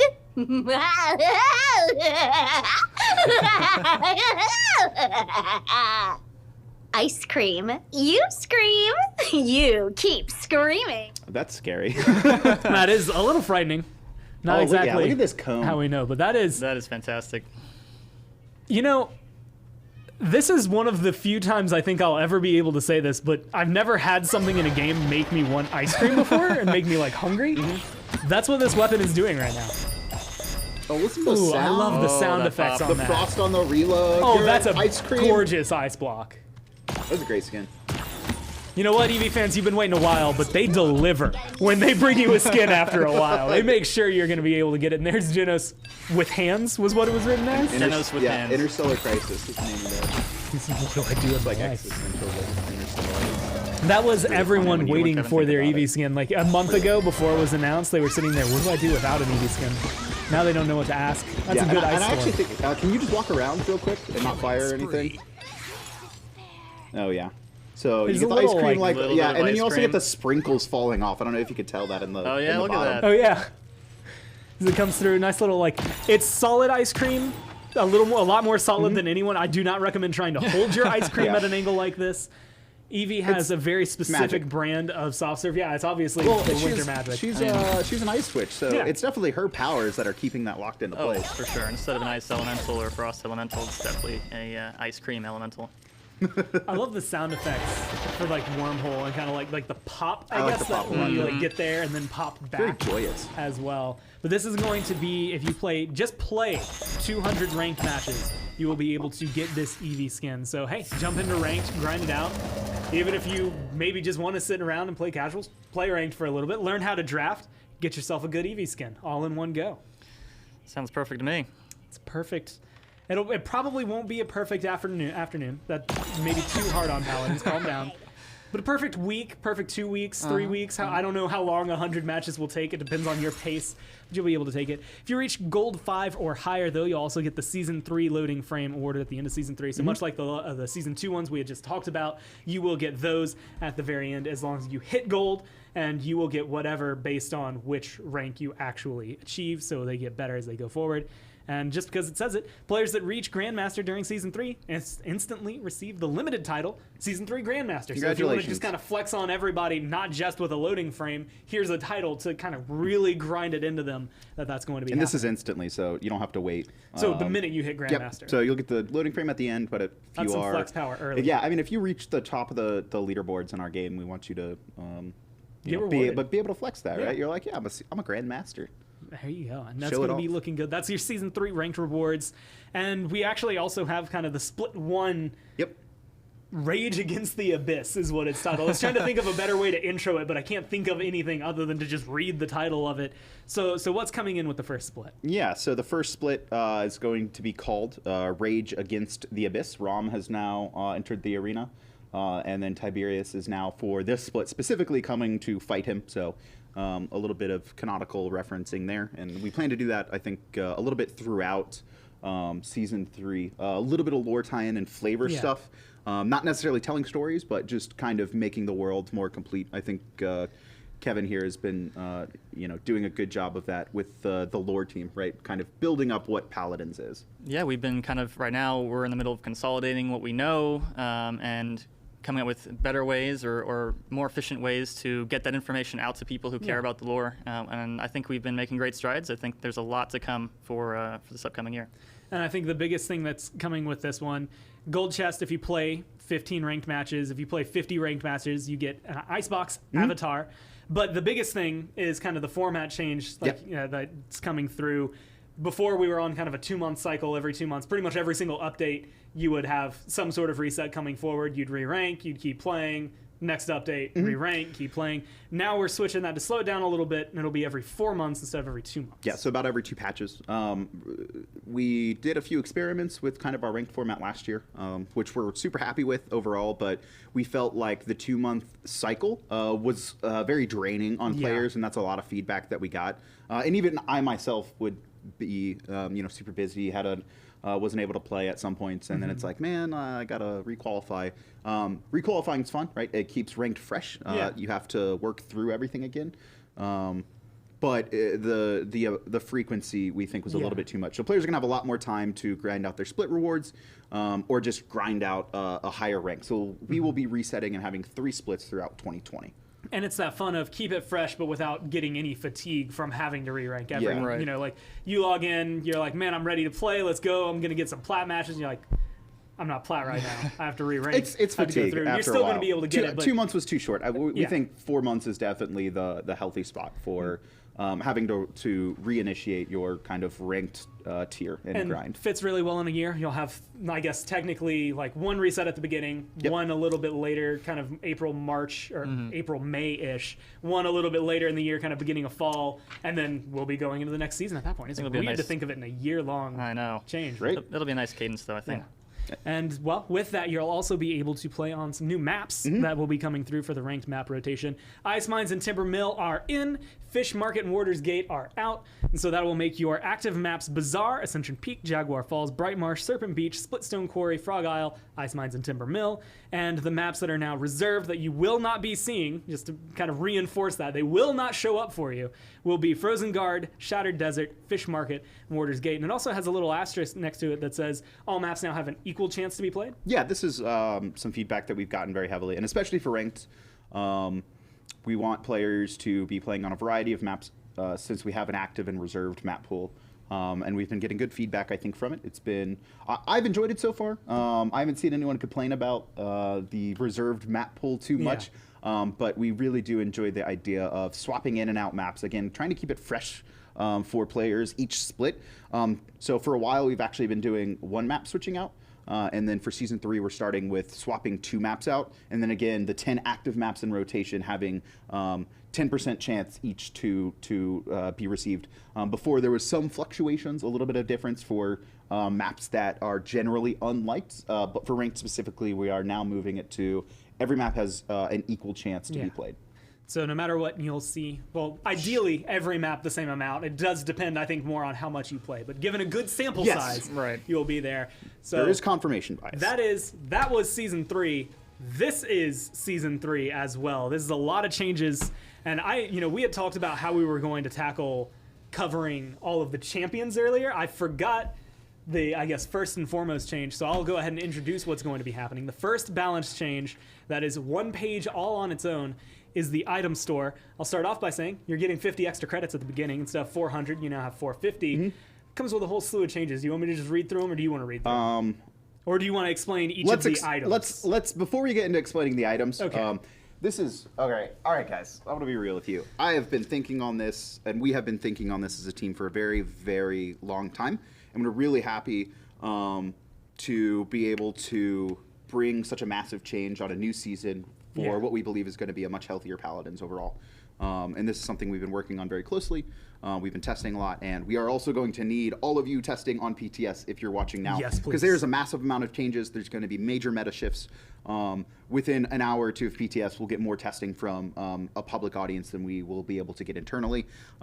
Really, what we're trying to do here at the Foundation is shift the cadence of match flow, which we've done that before with items, mostly around allowing players to have more than one item type, so it kind of changes the pacing of the match.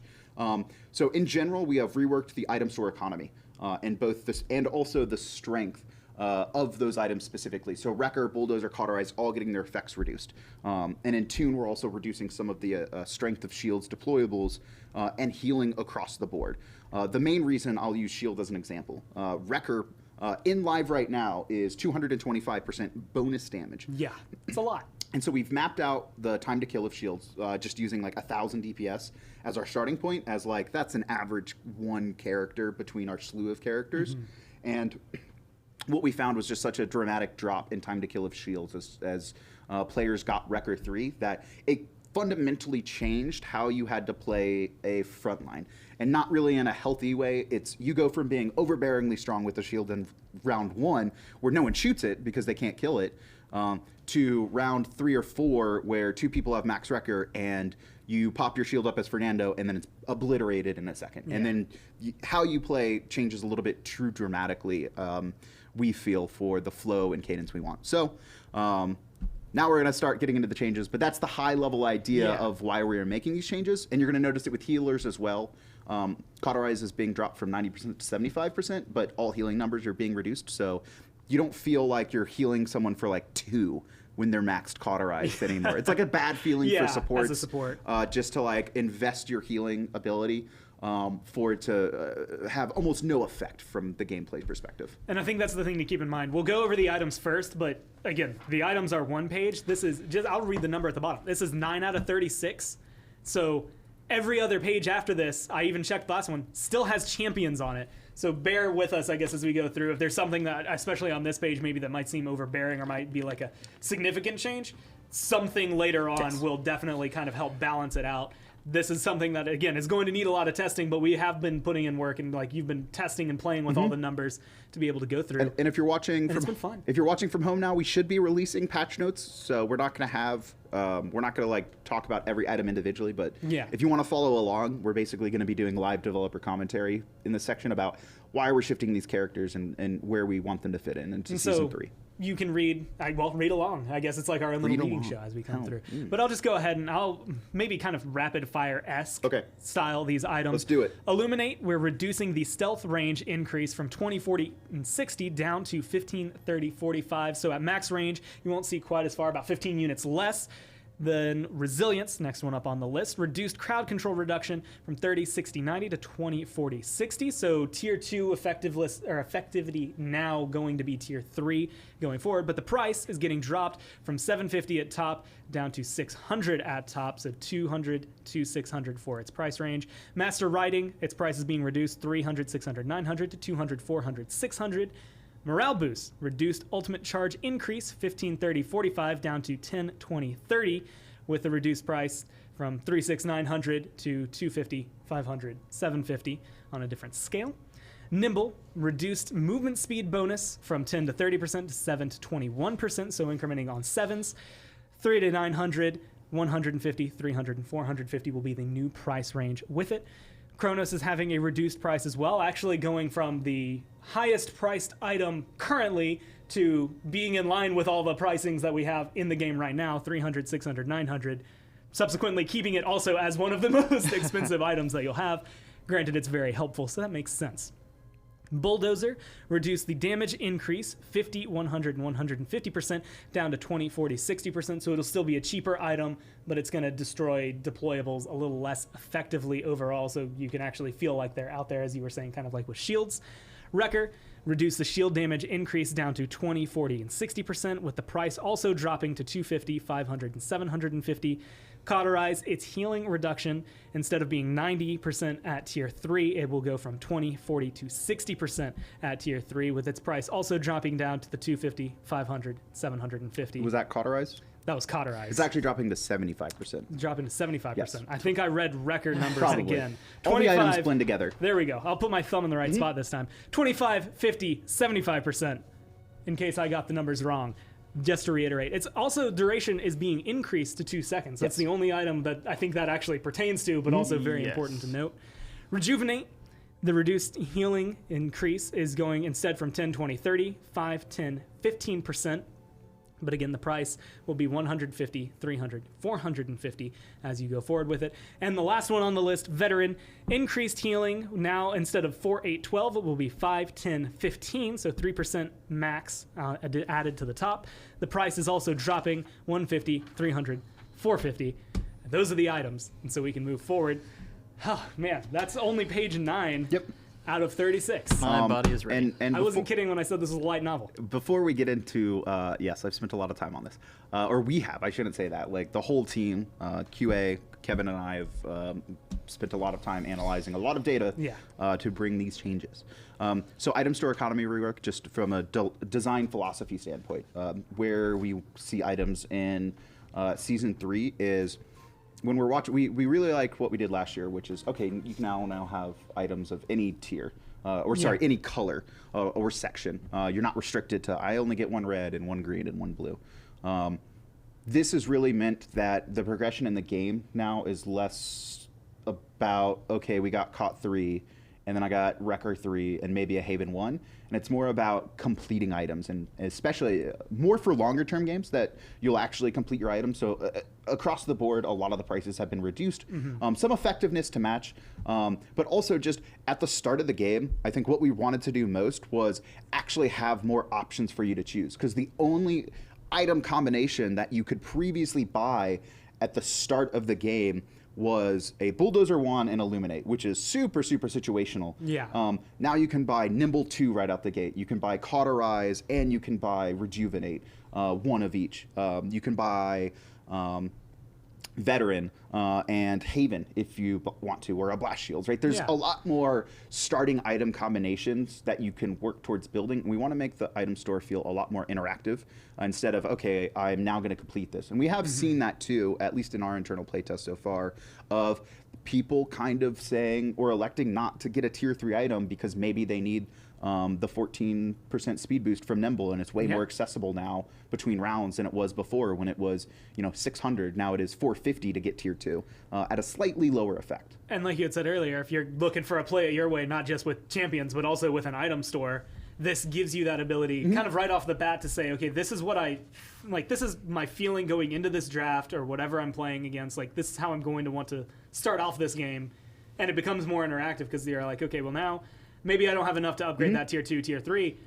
That item's looking pretty tasty. I'm going to go ahead and grab that one. I want it to be more do. fluid. You're going to be making some more, don't go to the grocery store when you're hungry. You're going to make sort of like, man, I could really use some movement speed, and it's so cheap now. Thank you, Dimble 2. Or just buy it right now. Yeah, or just more accessibility into Master Riding, which the effect is really good and really only used at a high level, but making it a little bit more accessible, I think, will influence people to start using that more in the general population about like, hey, we need to defend this point. And the extra movement speed is going to help us. I think it'll be a smoother journey towards that full build that you're wanting to play. Well, that is the item store as we come through. I didn't count them, but I'm going to say around 10 items, the number change that are going to be coming through. A lot of price reductions, a lot of changes for that. But accompanying that is going to be champions. And I believe what you said coming into this is that every single champion is getting something done. Sometimes it's something big. This page is just Ashe. I'll spoil that for you. But then the next page is actually kind of a cheat because it's only half a page of changes that's actually listed. Either way, we're going to be coming through. Ashe is the first one up. Talents are going to be changed. I don't know if they want me to go slow enough for the lower thirds to keep up with me or if they just want me to read it. As we come through, Battering Ram, the damage reduction is at 90% currently. It's getting taken down to 75%.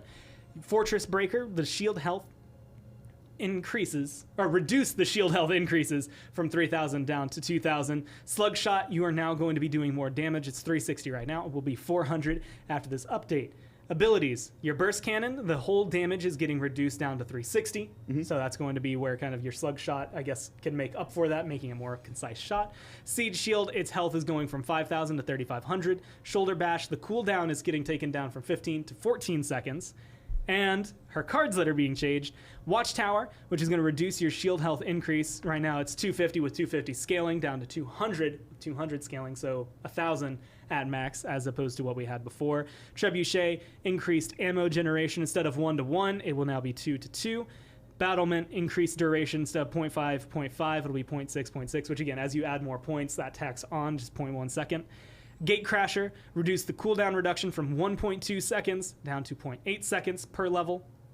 Thrive, increased healing from 175 with 175 scaling to 200 with 200 scaling. Brawl, increased healing from 80 with 80 scaling to 120 with 120.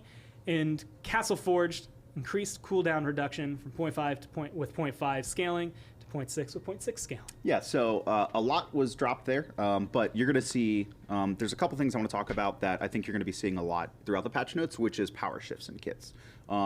So sometimes removing some of the power from the most needed cards, when you look at, we statistically look up play rates and win rates of cards, who's using them at what level, at what skill level, what are the cards that are like no one's playing, what are the cards that are in every deck max level, and how should we shift those around, because we really want to embody and move towards a play your way style. Yeah. And if some champions, I think some of the cards just fit the character so well that it's hard to kind of shift them out. It's kind of like, well, this card really enables this character to be successful, and we'll address some of those, in future updates. But this is mostly like, let's shift some numbers around and bring some of the powers out of the higher cards, put it into the base, make the card slightly weaker so you can't get it as powerful as an effect you could before, and then buff surrounding cards just slightly, just to kind of make them more viable, have more potential builds. We really want to influence or have players feel like they can build a variety of loadouts, and that they're building around specific game styles and themes rather than around, well, I just need this card, not because it's a play style I'm trying to do, but it's just statistically the best to do this thing. And that is one of the things I think Ash right now is going to be the forefront. Again, this page is a little weaker, but that stays true for a long time, as I can see, looking forward just past this. We also are removing some of the problem, not removing, we're reducing the problem children. Yeah, the ones that are damage like of the front lines that they're equaling flanks and surpassing damages in some cases. Just reining them in a little bit. And you see now, early on, their shields are weaker. But because Wrecker has gone from 60% extra damage, or from 225% bonus damage to 60, your shield should be weaker in level 1 or at the start of a game. We expect that. But the idea is that it flows better, and then come round 4, you are more powerful than you used to be in previous iterations, because frontlines have historically been the best class in the game. You notice that from all pro matches. It is always, always, always top pick Makoa, Atlas Khan, Ashe, Barrack. Some of the frontlines come in and out of flavor, Inara, but they've always been the best characters in our game, mostly because some of them are way too effective at also being damages, and then they have double the health and a shield. And so we're just trying to rebalance the front line a little bit so that they can survive late game and actually be front lines. And they can still kill people, and they're still effective damage, but they're not as effective as they would be. General idea is that this is going to bring flanks back into the meta, because we don't necessarily, flanks need some buffs, but we think a lot of it is the strength of front lines make the flank class really hard to exceed at, because the second you go and try and dive a backline character of one of the front lines with the off tank's just going to turn and fight you, and they're just doing so much extra damage that you can't win those scenarios in a lot of cases. And that's why it's really convenient. I didn't realize this coming into it, but this is actually sorted. I have frontline first. I don't know who comes after frontline, but we're going to go through all of the frontline champions for you initially, so you can kind of see, I guess, all of their changes up front. After Ashe, staying in the A's, is Atlas. So first and foremost, Chrono Cannon. Reduced damage per shot from 60 to 50. And now it only deals 750 when fully charged, as opposed to the 900 that it would deal if you're playing him right now. And second chance, reduce the time that you are sent back from 5 seconds to 4 seconds. So just a little bit of less window time, I guess, for you to get big buffed healing, I guess, when you send yourself back, as well as his cards going back. Infinity Engine increased the duration with 1 to 1 scaling, with 2 to 2 scaling. Lessons of the Past increased shield health, 75 with 75 scaling to 100 with 100 scaling. Phantom Pain is just completely different now. Instead of gaining lifesteal against enemies hit by setback, now when you hit an enemy with setback, it reduces the cooldown of Stasis Field. Yep. So you'll be able to kind of play more with your own abilities and kind of play around your kit a little bit better. And then Ravages of Time increase the ultimate charge per elimination from 1% with 1% scaling, so up to 5. Now it's 2% with 2% scaling up to 10. Atlas kind of exists in a permaban spot at high level ranked right now, and in competitive, either permaban or first pick. So looking through him, generally we're pretty happy with his kit. There's a couple minor things we wanted to move. We really felt his he also scales with player skill and coordination. Yeah. Because you can hurt your team if you improperly use your setback or rewind, excuse me. So this was more about let's just hit his damage. We actually think once his damage comes down, we still want him to be this really cool, like controlling the pace and the flow of a match by rewinding himself, rewinding opponents, setting up potentially the massive wall. We like his playstyle. He's just too good at also killing players. So he just needs to kill them a little bit less, and we think he'll be brought down into an acceptable spot. Right, but still bringing that utility to the team. That Yes, I think it's is a big really part. powerful. Well, I hope you like my voice, because this one's a long one. It's Barrick who is going to be the next one up. And again, reading everything and then letting, I guess, the good commentary come in why we are making these changes. So the talents that are being adjusted, Tinkerin, reduced damage per shot, 560 to 480, so he's going to do a little less. That had already been hit. I think it was 650 originally, which is where Cassie, where Tiberius, like where a lot of damage champions were hitting. So again, keeping in line with making sure the damage falls down. 4 to 5, reducing your shield health, 3,000 to 2,000. With his abilities, Barricade, his shield health is going down from 5,000 to 3,000. Rocket Boots, increased movement speed while Rocket Boots is active, is just going to be 10%. So I believe, is that a full change instead of just the dash? It will only be 10%? Oh no, you're just no. You just it's we're just a slower dash. No, it's a faster dash. Faster pace dash. now. Numbers. We've right. increased it by 10%. By 10%. Yep. So you're just That's moving a little exactly bit what it says. It's what I read. I just understood it wrong. There's a lot of words in this. And we're so used to the card scaling. It's just, you know. Turret increased health from 600 to 1,000, so it'll be a little tankier early on, but reduced base deploy time from 3 seconds down to 2 seconds. And Dome Shield reduced the shield health from 20,000 to 10,000. Someone will burn through this one day. Yeah, you can't even fight it. We should have just made it invulnerable. We're just like, well, it's basically invulnerable at 20k. So 20,000 health is a lot. We want it of to shield survive. Yeah. But we don't want to make it impossible. Like it shouldn't just you be got a this full permanent team with structure Wrecker now, 3, and they're just like, why would we shoot this? I think, and this is going back a long time ago, but I think a Wrecker 3 Vivian with Sapper rounds, which at the time was 375%. With her ult? With her ult and firing every round into it was able to break one. But it took the full duration, and it was like, if you had waited not even a full second longer, it would have just disappeared anyway, so why waste the time? So that's going to help a lot with him. And then his cards, Field Deploy, it's just going to get completely changed. Hits with your turret, heal you now for 60 with 60 scaling as you employ the points into this card. I don't know what words that was trying to be. Forged Ally, reduced turret health, increase 175 to 150. Healing Station, reduced health per second, 45 to 35. Bowling Ball, reduced the shield health from 300 to 150 with 150 scaling. Double Time has a new effect. Heal 80 with 80 scaling per second for 4 seconds after you activate Rocket Boots. So a little bit of heal after your dash. Fuel Efficiency, increase the durations 0.15 to 0.15 to now 0.3. Bunker, reduce shield health increase from 250 to 200 with 200 scaling. Accelerator Field, reduced movement speed percentage with 10 with 10% scaling down to 6 with 6% scaling.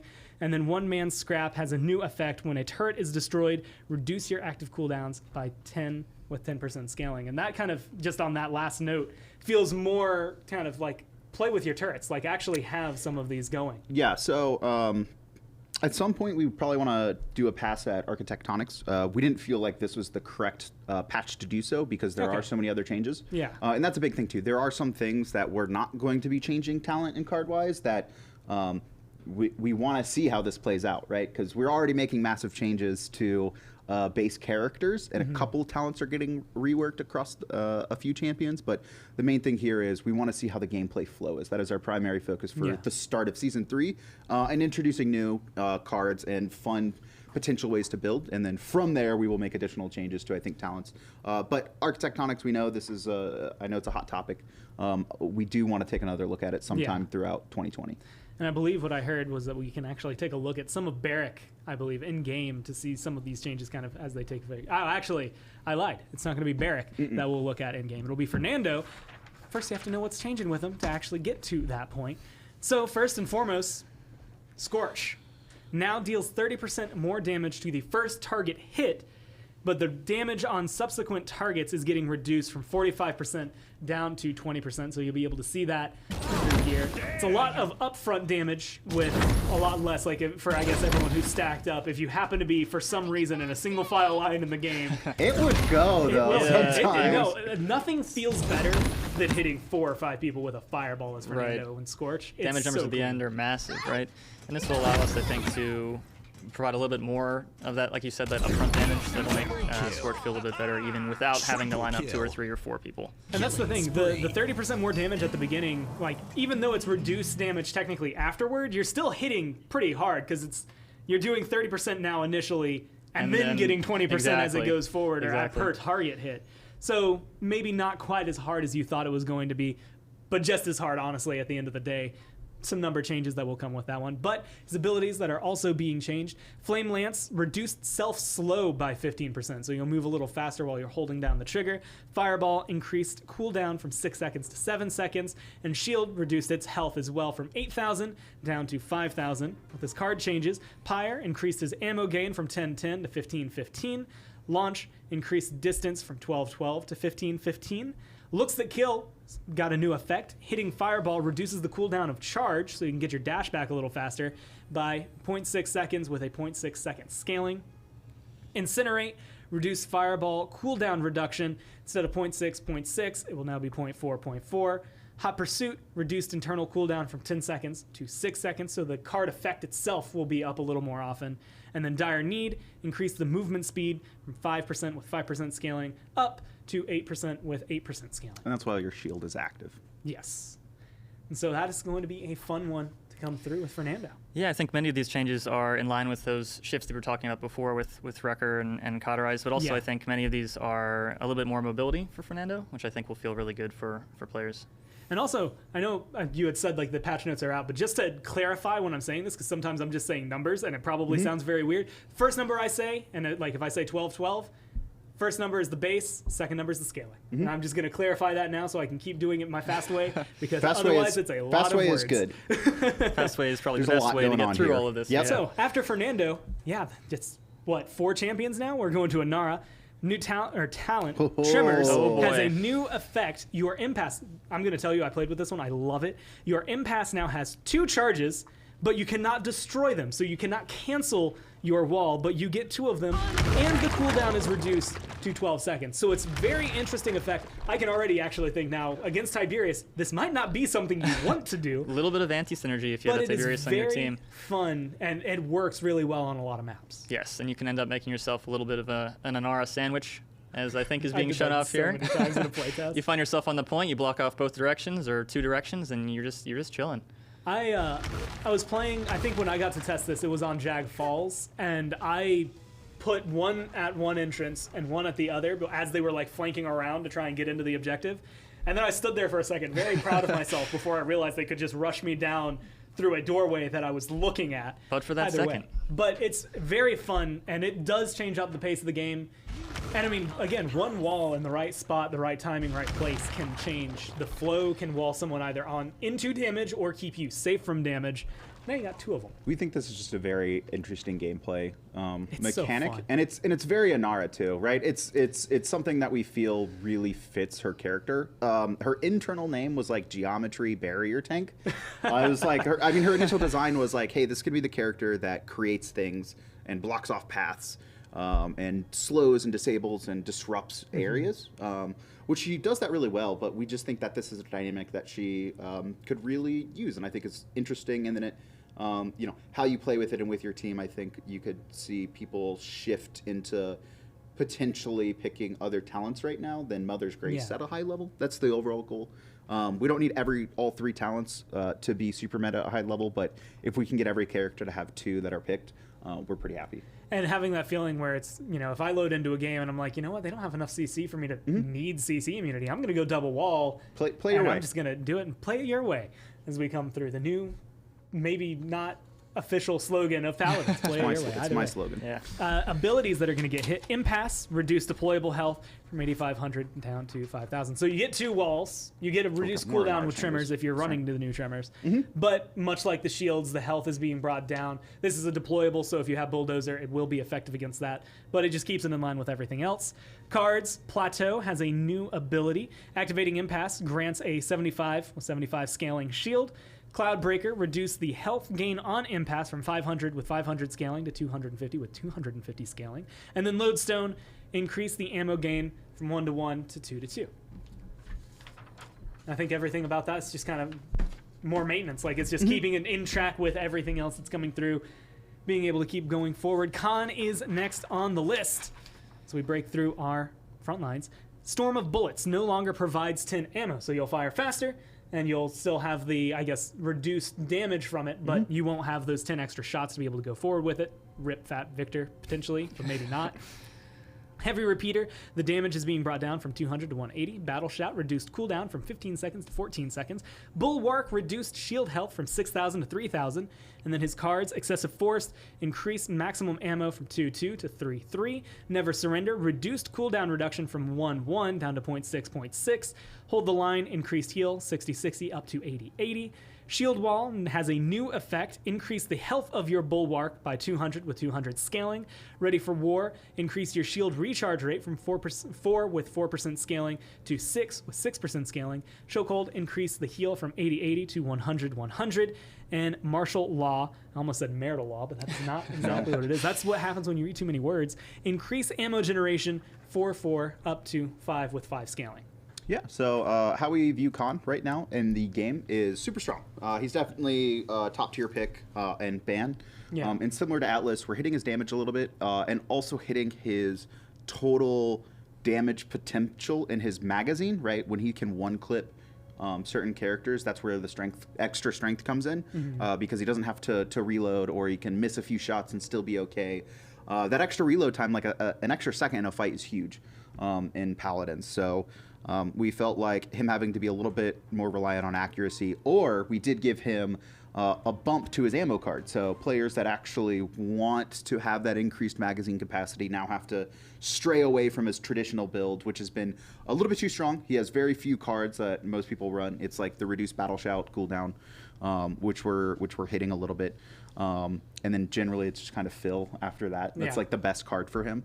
So we're removing some of the power for that, making him still have the capability to get increased ammo, but you have to invest your loadout into it, which is, again, kind of part of what we're doing here for 2020 is like, okay, I now have to choose between good cards. We don't want there to be like, this is clearly just the best build. Yeah. And the hope is that we get there by mid-season with every character, and we think this is the first patch towards a much better Paladins experience. Making those steps as they go forward. We do still have, 3 pages total of Frontlines. Makoa is next one on the list, and as you can imagine with the other ones that have been discussed, as almost permanently banned when it comes down to it. Picked first pick if he is available, though.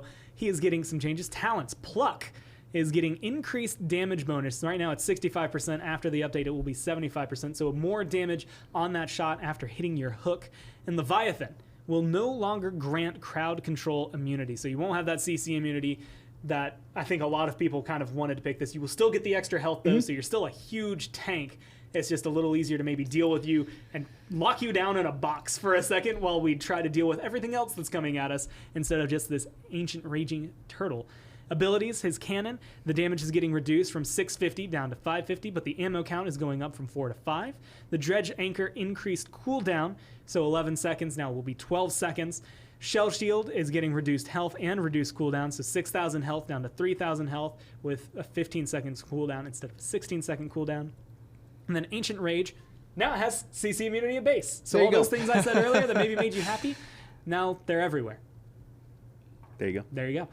Cards, Rampage, reduce duration 6 seconds to 4 seconds. Ancient Resolve, increase the duration of Shell Shield from 0.5 with 0.5 scaling to 0.6 to 0.6 scaling seconds. Barrier Reef, reduce damage threshold 3,000 down to 2,500. I don't know how to pronounce this word because I've never had to say it before. Is it Carapace? It's Carapace. Carapace seems like the best way to go about it. Reduce shield health, increase 250 with 250 scaling down to 200 with 200 scaling. Sea Legs has a new effect. Dredge Anchor heals you, heal you for 100. So not just activating it, but you do have to connect with it to get that. And then Tsunami, increased duration 2 seconds to 3 seconds, while the movement speed bonus has been reduced from 8 with 8 scaling down to 6 with 6 scaling. Yeah, we want Mako is definitely a character that we want people to play a lot on PTS and give us the feedback, because Leviathan having CC immunity. So we, after having played with Mako for a while, his ult doesn't feel fun if you're not CC immune. Like, it's just so easy to stop you. Yeah. You're slow. Yeah, you can catch up to people, but in our game, it's pretty easy to kite. And just a single CC, a single slow or stun is going to stop him. So we think for an enjoyable Mako experience, we want his ultimate to be CC immune. Yeah. Now, obviously, then it finally opens up picks for talents. The big hit here was his damage on his cannon, but we know Pluck is really what enables kind of a lot of his play at high level. So we're actually looking at that ability very closely for PTS. So make sure to try it out.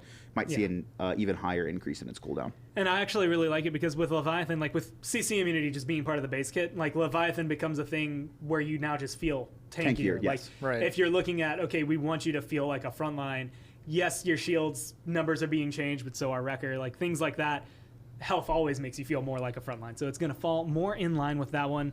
Rom, though, is the next one on the list. As you can imagine, there's actually not as much for him because he just came out, so they're still kind of collecting anything and everything on him. But Hellfire Gatlin, reduced damage per shot. It does 45. Now there's going to be 40, so those 500 shots that are coming your way might be a little less painful for you over time. And then his Hellish Lodestone's card is getting reduced damage reduction. Or they're reducing the damage reduction that it gives. 5 with 5% scaling down to 3 with 3% scaling. So still 15% at max level, but that's a big 10% chunk off the 25 that it is currently. We like the frequency that he gets it. He's basically, if you spec into Ignition through your cards, like it's up. You basically almost always have that DR, or like it's like a 50% uptime, 40% uptime. We like that he's just this big beefy tank that is going to get shot a lot and shoots a lot of things, but it was just a little bit too strong for the frequency that it was up. 25% is a lot. Yeah. And now 15% is a much more palatable number. You feel, and plus it also works out perfectly because his numbers actually came out. I mean, 75% is on his talent for his damage reduction that comes through, which now Ash is matching. So there's a lot of things about Rom that kind of already encompassed some of the new design changes with him. So he already kind of fits in with everybody that's coming through. Next on the list, it's going to be Ruckus. Flux Generator, reduced shield health increase from 1250 down to 1,000. And Rocket Barrage is getting a new effect. So it increases your missile launcher's area of effectiveness 15 units to 25 units. So now when you hit the ground, you'll have a little bit bigger explosion than what you had before. Which before you were shooting 3 rockets, which is always nice, but now having to be like that ability to shoot maybe a little more off target and still get some damage will feel great. Abilities, Emitter, reduce the shield health from 2,500 to 2,000, and Missile Launcher, increase the base capacity from 1 to 3, increase the cooldown from 8 to 10, reduce the damage from 2 times 250 to 2 times 225, so a little bit of damage, about 50 total off the top.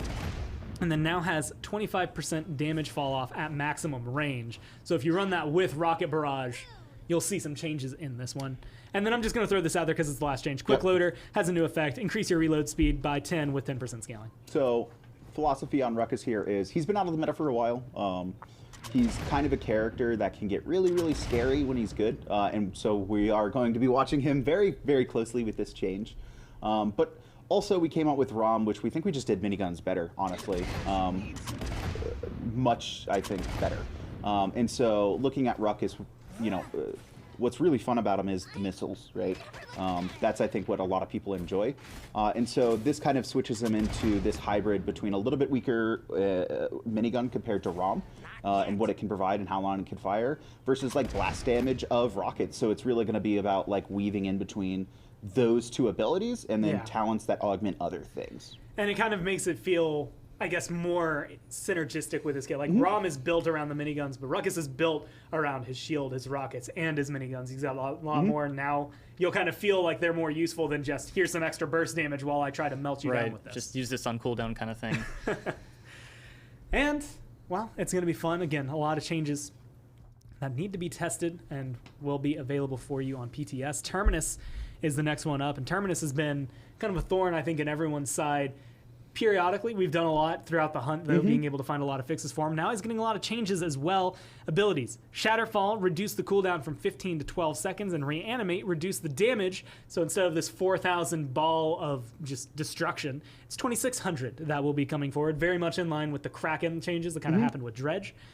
Cards, it watches, increased Power Siphon charge gain from 2 with 2% scaling to 3 and 3.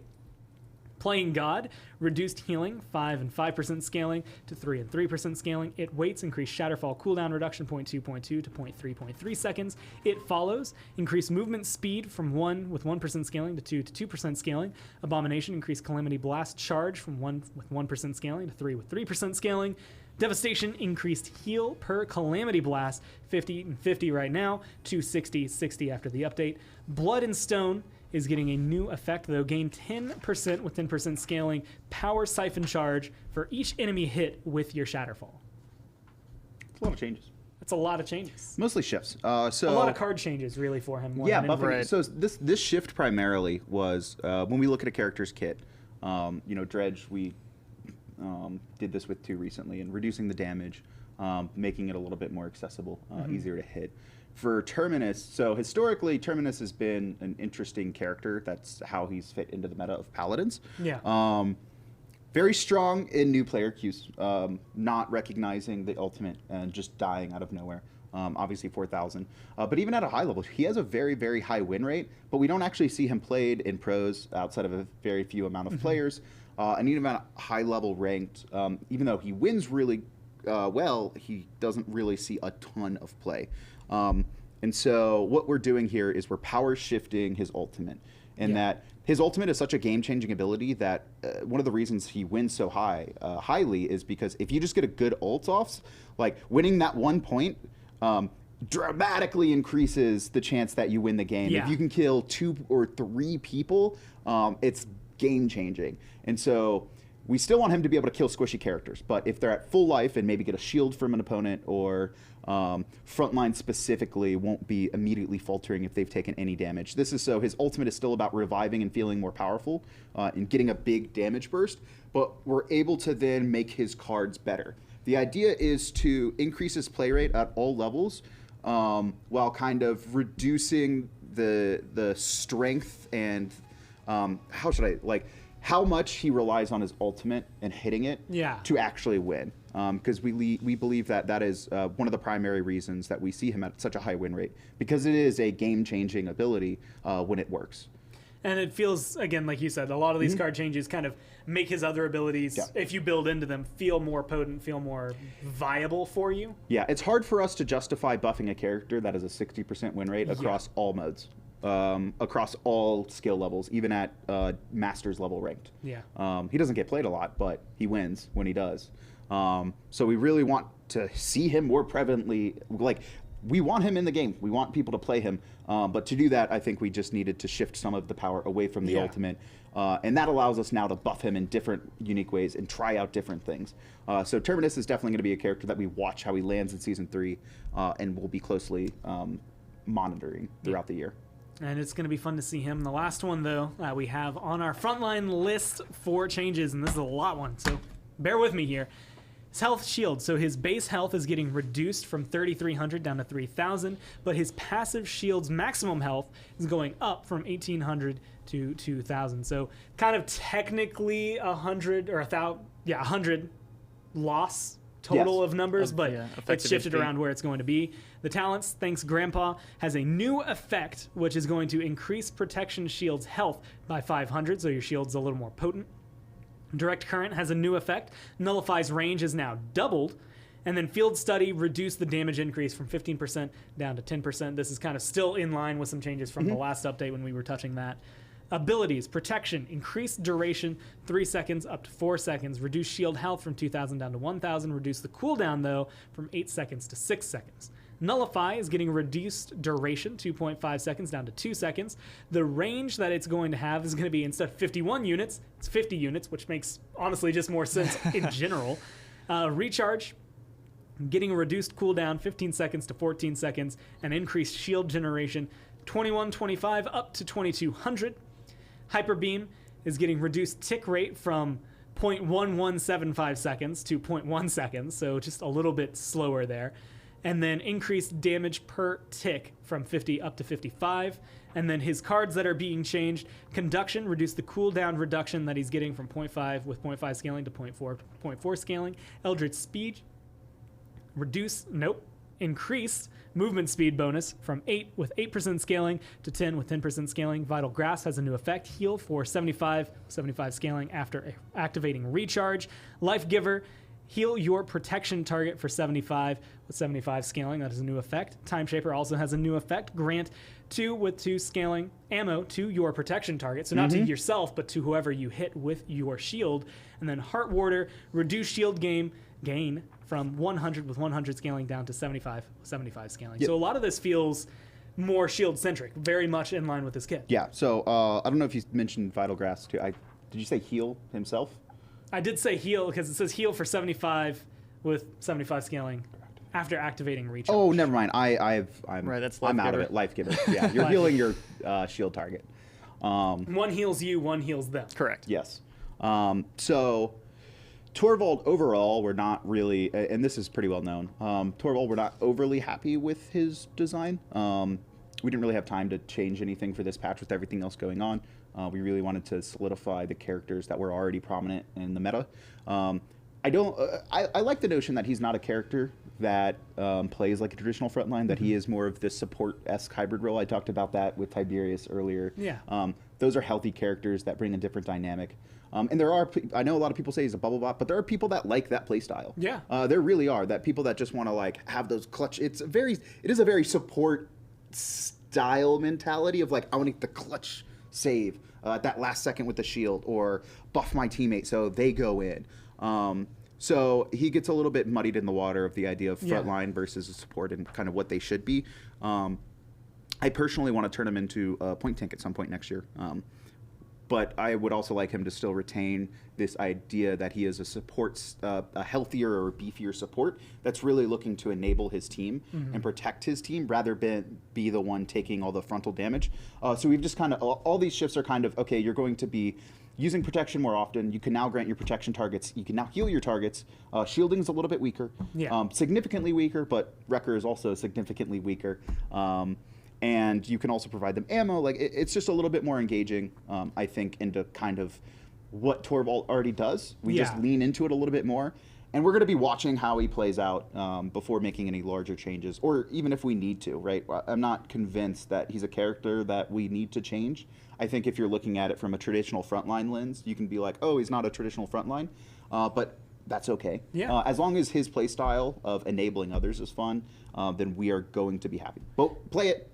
Test it, let us know how you feel. Yeah, give feedback at all times. And I actually love it because kind of in line with that, having a new thanks Grandpa, like increasing your shield health as a talent to be like, okay, I want you to be a little more tanky, like I want to enable you a little more, but also being able to say, no, I want my Nullify to be a little more active. So like maybe if I am on the point, I can save you in a different way. Like it's just enabling you to have different tools and use them all around. But he is the last frontline. Yeah, even having somebody running towards the point, having that Nullify range might keep them off the point, anything like that. And I think it is also I think it is also safe to say that Torvald is maybe one of the first on that list of ones that we definitely want to potentially look at a little bit more for next year. He's under the magnifying glass, like he's someone that's being looked at nothing planned just yet. It depends on how he does, how the feedback comes out with him. Exactly. So play in PTS. If you don't play in PTS, play very, very soon after the update and give as much feedback as you can on all of the front lines, as well as Wrecker, cauterize all the items so far, because that is just the first, I guess technically fourth of it as we go through. Yes. Next up on the list,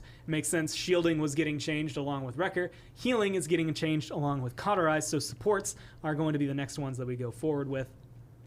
Furia is the first one on that list, but I'm actually going to throw her under the bus for a second. I'm just going to throw Grok on top because even though it's alphabetical, his was very simply, we're going to be watching the PTS before making any changes on Grok. There's nothing actually being changed about him. He's just, again, he's being looked at. Maybe something happens to him later. Maybe there's some adjustments. We will make some changes to Grok. Yes. Again, I keep saying again. I've said again. At a high level, what we want to avoid is the death ball meta. We don't want players to play Makoa and another shielding character and then drop Grok totems and survive, and it's just a war of attrition. We've had that meta before, generally unfun. Players should be dying at points, but we do want front lines to feel like front lines. Grok is like one of the main causes of death ball meta. Because when you're looking at the power of his kit, because his healing can be stopped by opponents, we generally have to make the healing more efficient. Like his totem healing is really, really good, but it can be countered, and that's kind of the give and take. That's the checks and balances of his kit. But when shields can't be broken through, and when your healing is super powerful, it causes death ball, and it's just shooting at shields for like 20 minutes until one finally breaks or someone gets annoyed and like goes, all right, I'm going to try and flank. That is not a play style that we want in Paladin. So we are going to make changes to Grok. We really want to see how PTS plays out before we do, though, because he is potentially the one to enable it. Especially with meta shifts happening, you don't want to introduce too many meta shifts that could potentially happen at the same time, because then you don't know which one's causing the new problem. Right. So keep him where he is. And so he, I believe, is actually one of the only ones on this list that has anything like that written next to him. So we'll jump back now to Furia, who has a lot going on for her. Talent, Solar Blessing, now reduces the speed of Pyre Strike down by 40%. Abilities, Kindle Soul, reduced heal over time. You'll be able to see this new Solar Blessing right here. Speaking on this, I will admit, I spend most of my time trying to dodge enemy things, and I feel really bad when my Furia throws me a beam, and it just waltzes right past me. Yeah. So I'm hoping, or we're hoping especially, that this change helps enable that Solar Blessing playstyle a little bit better, to allow essentially more time, more ability for your teammates to be able to get that healing. Yeah, it's that awkward moment. It kind of shifts the dynamic. Instead of me having to hit some crazy clutch heal at the last second, it's like, no, but you can catch these a lot better now. Like a little more onus onto you to find my heal. And so, and sometimes I feel bad. Like I am the front line, and I'm so focused on what's going on in front of me, and then this beam walks by. And then the beam walks by, and I'm like, man, that's way too fast. I can't catch up to that. Look at all that healing that's just walking away. I know that Fury is raging behind their console or their PC right now. Like, just step into the light. No perishing. Well, now you have a little bit more chance save yourself as it comes through. So a little bit slower for everyone. Abilities, though, Kindle Soul, reducing heal over time from 500 to 400. And then her cards, Conviction, increase stun duration from 0.1 with 0.1 scaling to 0.15 with 0.15 scaling. Hallowed Sight now has a new effect. Generate 10 with 10% scaling Wrath for hitting an enemy with Pyre Strike. Stoke the Fire, increase the cooldown reduction 0.6 with 0.6 scaling up to 0.8 with 0.8 scaling. Light Forge now has a new effect as well. Hitting Kindle Soul reduces the cooldown of Pyre Strike by 5 seconds. This effect can only occur once every 20 with -3 seconds on that internal cooldown per second, I guess, scaling, or per point you put into the card. Exactly. And then Devout Dexterity has a new effect. Eliminations grant 1 with 1 scaling ammo.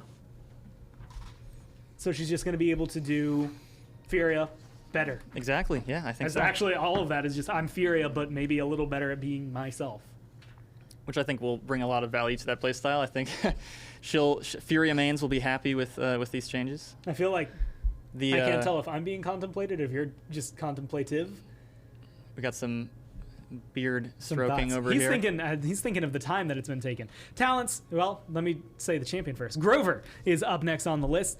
Rampant Blooming is getting touched up. Reduced healing per second, 150 down to 100. Deep Roots increased bounce distance by 5%. So instead of 20 units, it's now 22 units that could still bounce between. Abilities, Vine, a quality of life change. Players can now hold this ability down, and a UI marker will appear in the world. We saw that a little bit earlier as he was kind of looking around on Fish Market. And they had an X I love on Grover it. too. Now, I'm so happy. You can see As this you in can game see right right now, there. but this is actually huge for Grover players, in my opinion at least. Being able to know if you're going to hit that vine and not have to keep spamming it with that 1 second ICD is going to be really big. And what's important, along with that, it only fires now when you target a valid world location. So you're going to be able to hover it and it says, nope, can't shoot there, at least not at this range. Right there, though, you can hit that. You can still move forward with it. So it'll just kind of give you more feel of where you're going to go and what you can actually hit from where you're standing, instead of throwing it out and being like, oh, man. That's fun.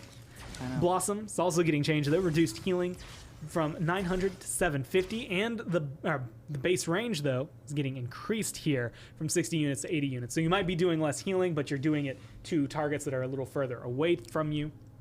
And then his cards. Verdant Expanse, reduced radius increase from 10 with 10% scaling down to 4 with 4% scaling. Perennial, reduced cooldown reduction from 0.5.5 down to 0.4.4. Heavenly Agility has a new effect. Gain a 100 with 100 scaling shield for 3 seconds after using Vine. So if you have to get away, you can get a little shield afterward. And then Fatalis, a new effect. Hitting an enemy with Crippling Throw reduces the cooldown of Blossom, your heal, by 0.6 with 0.6 seconds scaling. So what's the thoughts, I guess, again, kind of shifting his healing around and making him feel better? Overall, Grover's pretty healthy. He's a character that shines, is pretty map dependent, I would say. Bright Marsh he's really strong at. Maps like Shattered Desert, big open sight lines he fails at because players are not grouped up as much. So in general, we don't want players to feel like they're struggling to catch up with their players to get in the heal radius. Yeah. And because he's a character that really can't heal from super extended ranges, we just felt like this was the best path forward for him, was just making the radius stronger at base. Because basically everyone ran Verdant Expanse 5. Like that's every build is Verdant Expanse 5 or 4. And so we just wanted to give him that, because it's always, you don't want to feel like you're struggling to catch up to your team. And you're still going to have that, but this should help alleviate it a lot. And we think allow players to experiment with some new potential combos. I think Fatalis is pretty interesting. Being able to Blossom, throw your Crippling Throw, or Crippling Axe, excuse me. And then Blossom. And then Blossom again Yeah. after a quick duration. So make him a little bit better at what he's supposed to be at base. Yeah. And then give him a couple more options and cards. But overall, Grover's pretty healthy character, I think. Yep, help him get back to his roots, so to speak. Oh, God. Well, we can even see that We left the cat behind. You can never escape. Oh, no more kidding around. Well, Io.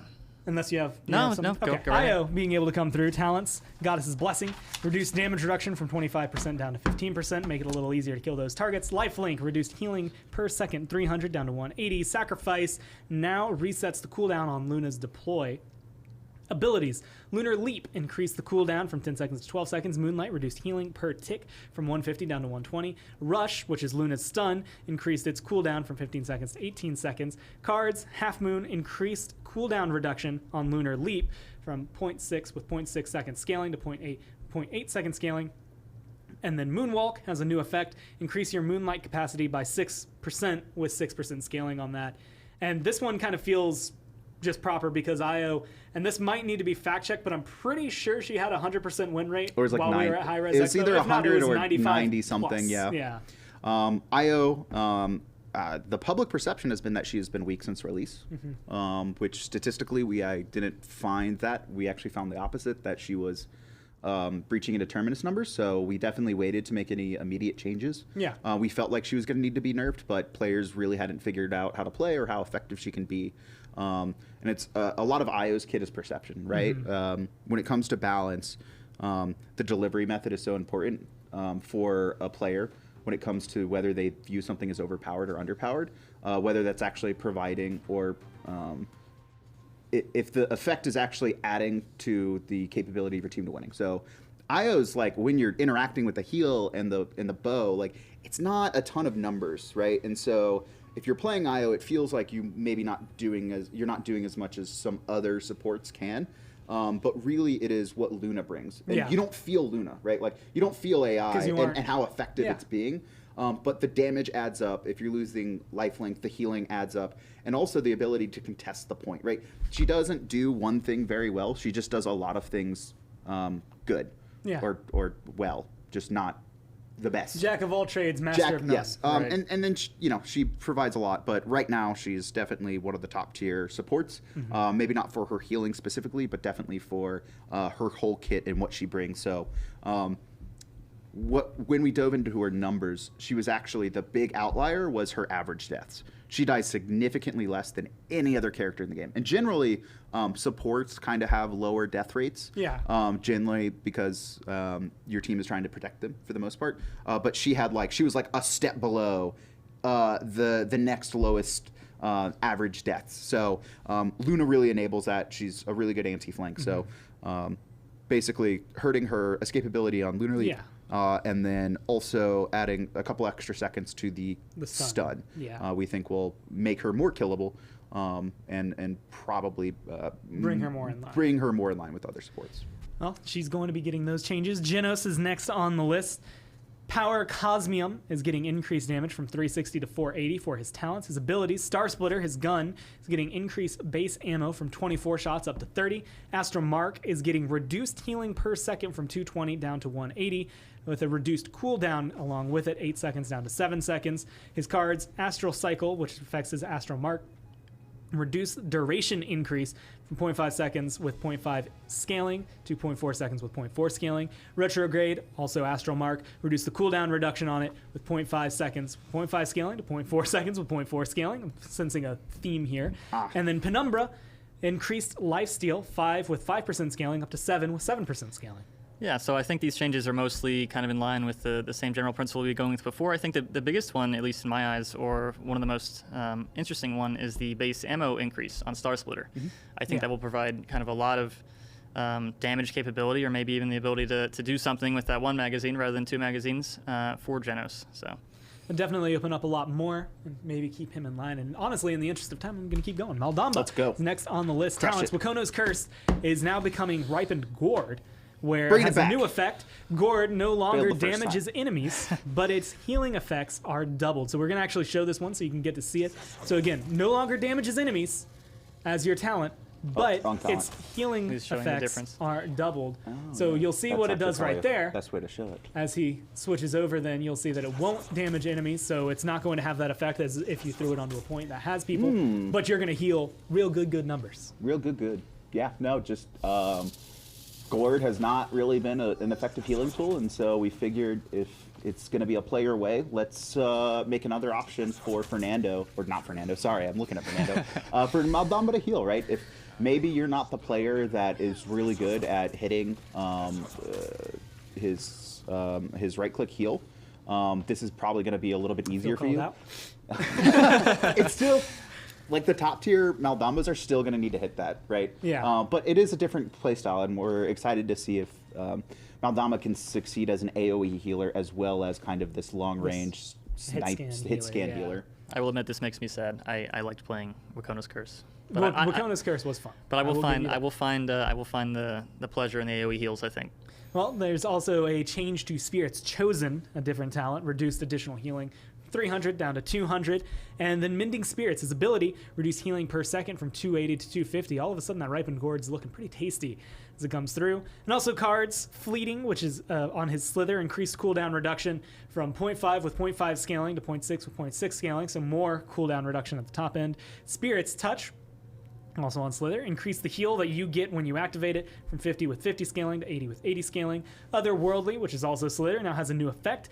Gain a 75 and 75 scaling shield for 3 seconds after Slither ends. Swift Spirits, reduce the movement speed that you are granting to your healing target from 7 with 7% scaling down to 5 with 5% scaling. Snake Pit has a new effect, increase your movement speed at base by 2 with 2% scaling up to 10. And again, besides the talent shifts, I think for the most part these are in line with how we've been doing other things. A little bit of mobility, a little bit of power shifting for lower play rate cards, that kind of thing. And Maldumba as a character pretty healthy right now. Yeah. At a high level, people that are really skilled with them, like they're super effective. We just wanted to keep that in line, kind of where he's at power-wise, where he definitely scales with player skill, but maybe give less skilled players another option to heal, or another way to be able to use the character while still retaining his strength at high levels of play. It'll be fun to see how people adapt to that. Pip, though, is going to be coming through, and Pip, I want to say, is almost always under some sort of scrutiny by somebody that they were looking at him, but he's getting some changes. Combat Medic, reduced healing, 750 down to 700. Catalyst, reduced damage increase from 40% down to 30%. So maybe a little bit less effective, I guess, at top range that we've seen, but he's been very potent. His abilities, Healing Potion, reduced the healing from 1,200 down to 1,000. And then his cards. From Above, which affects his weightless, increases the cooldown reduction from 0.5 with 0.5 scaling to 0.6 with 0.6 seconds scaling, so a little bit more cooldown reduction on the top end. Refreshing Jog, increase the health per second that you regenerate while you're in weightless from 50 with 50 scaling to 60 with 60 scaling. Escape Artist has a new effect, so instead of damage reduction, it is now going to increase the duration of weightless by 0.2 seconds with 0.2 seconds scaling on top of it. And then Acrobat's Trick, instead of reloading, it's going to now have your weapon hits reduce the cooldown of Healing Potion by 0.1 with 0.1 scaling. So you can get kind of better benefits for just shooting people properly in the game. Rewards your aim. Next on the list is Saris. She's got a long one coming down for it. Her abilities, Soul Orb, has increased her maximum ammo from 12 to 14, so she's going to have a couple more shots to throw out. Shadow Travel, reduced the time to enter Shadow Travel from 1 second down to 0.8 seconds, and now it increases your movement speed by 25% while you are in Shadow Travel, so you can get out and get out faster. Restore Soul, reduced healing over the ability's 1.5 second duration from 2,000 down to 1,400, and reduce the cooldown from 4 seconds to 2 seconds, so it comes up a little more often. Bane, which is on your Rend Soul, has a new effect. Every soul charge you detonate increases your movement speed by 1 with 1% scaling for 3 seconds, up to a maximum of 15%.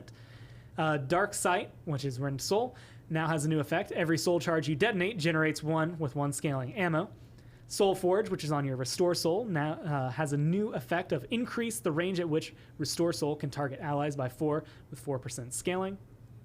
Duskwalker, Shadow Travel, increase the cooldown reduction of Shadow Travel from 0.5 with 0.5 second scaling to 0.6 and 0.6. Veil, reduce the cast time of Shadow Travel from 15 with 15% scaling down to 10 with 10% scaling. Dark Whisper, decreased the movement speed from 20 with 20% scaling down to 8 and 8% scaling. That's on your Shadow Travel. And then Sorceress has a new effect, increase your ultimate charge rate by 5 with 5% scaling on it. Now, I think a lot of these changes, especially the Veil and Dark Whisper, kind of shifting some of that into the base kit is going to make her mobility and escape feel a lot better, especially that Veil, where you're able to get back into Shadow Travel a lot faster than you might otherwise unless you invested heavily into that card. So those changes along with the ammo change, and I actually think I'm going to play around with Sorceress with that ultimate charge rate because I love throwing those orbs out. Yeah. But I think the mobility changes will make her feel a lot more survivable and a lot better without heavy investment. And then Ying is the last one on the list. Same thing as Grok. Yep. They're just monitoring her during PTS, kind of see where the meta goes before any changes might come through with her. Yeah, the deployable healers we want to be very careful with in how we bring them out. And we really just need to see how everything else is playing out before we feel safe making changes to them. So we're going to keep close eyes on them. But that is the last of the supports. That is 2 fronts down, 2 to go. Flank is the next one on the list. And honestly, their numbers are a little less so, I would say, than what we've seen out of the front lines in the sports. Of course, we're starting off with Androxus, who does have a good little bit coming towards him. His abilities, Nether Step specifically, is getting increased dash distance at base by 10%.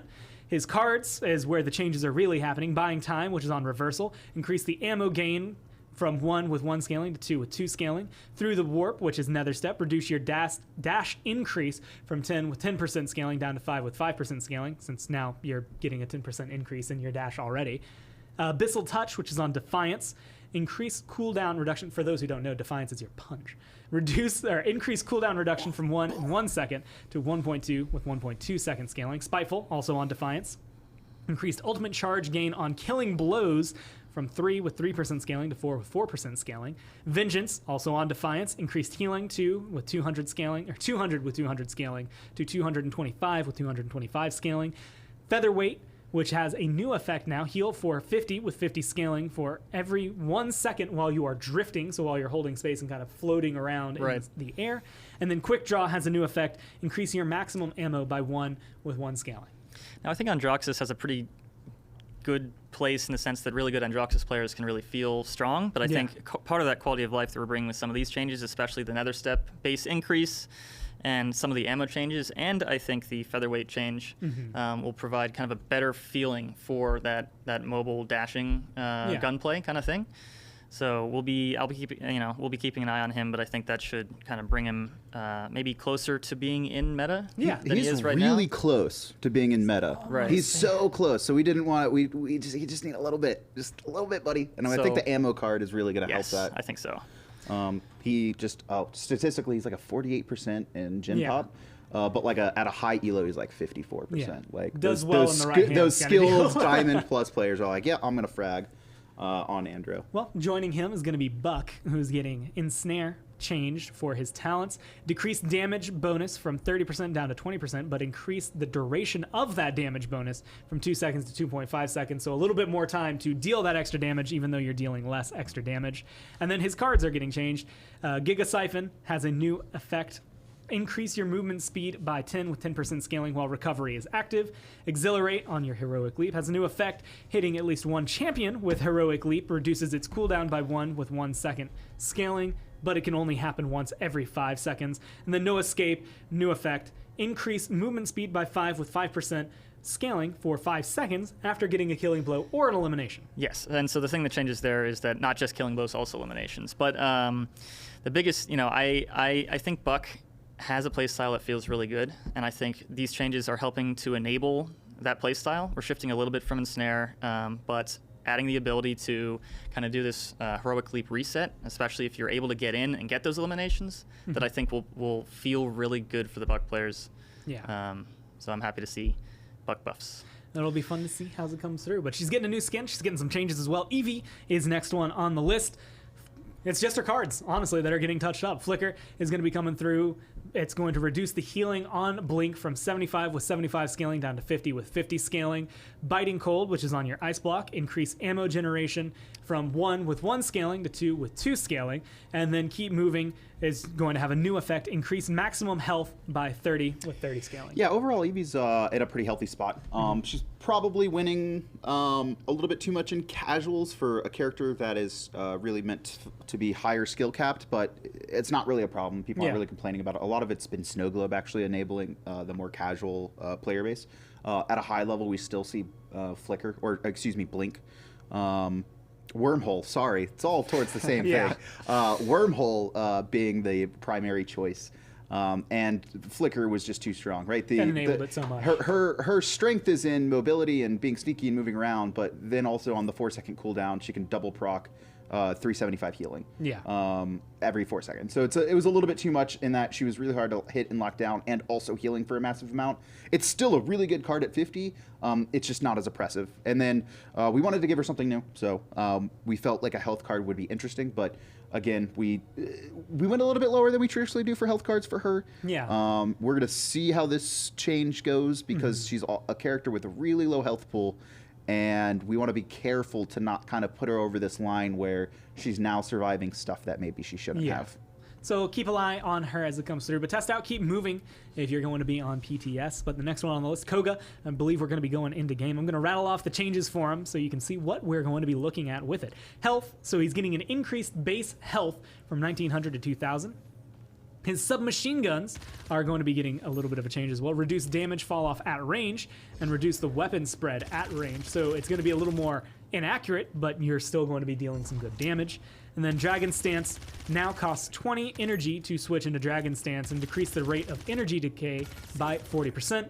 And then just because it's here, the cards, Gale Storm, increased energy gain on killing blows from 10 with 10% scaling to 15% scaling. And then Memento has a new effect, increase your maximum ammo by 10 with 10 scaling.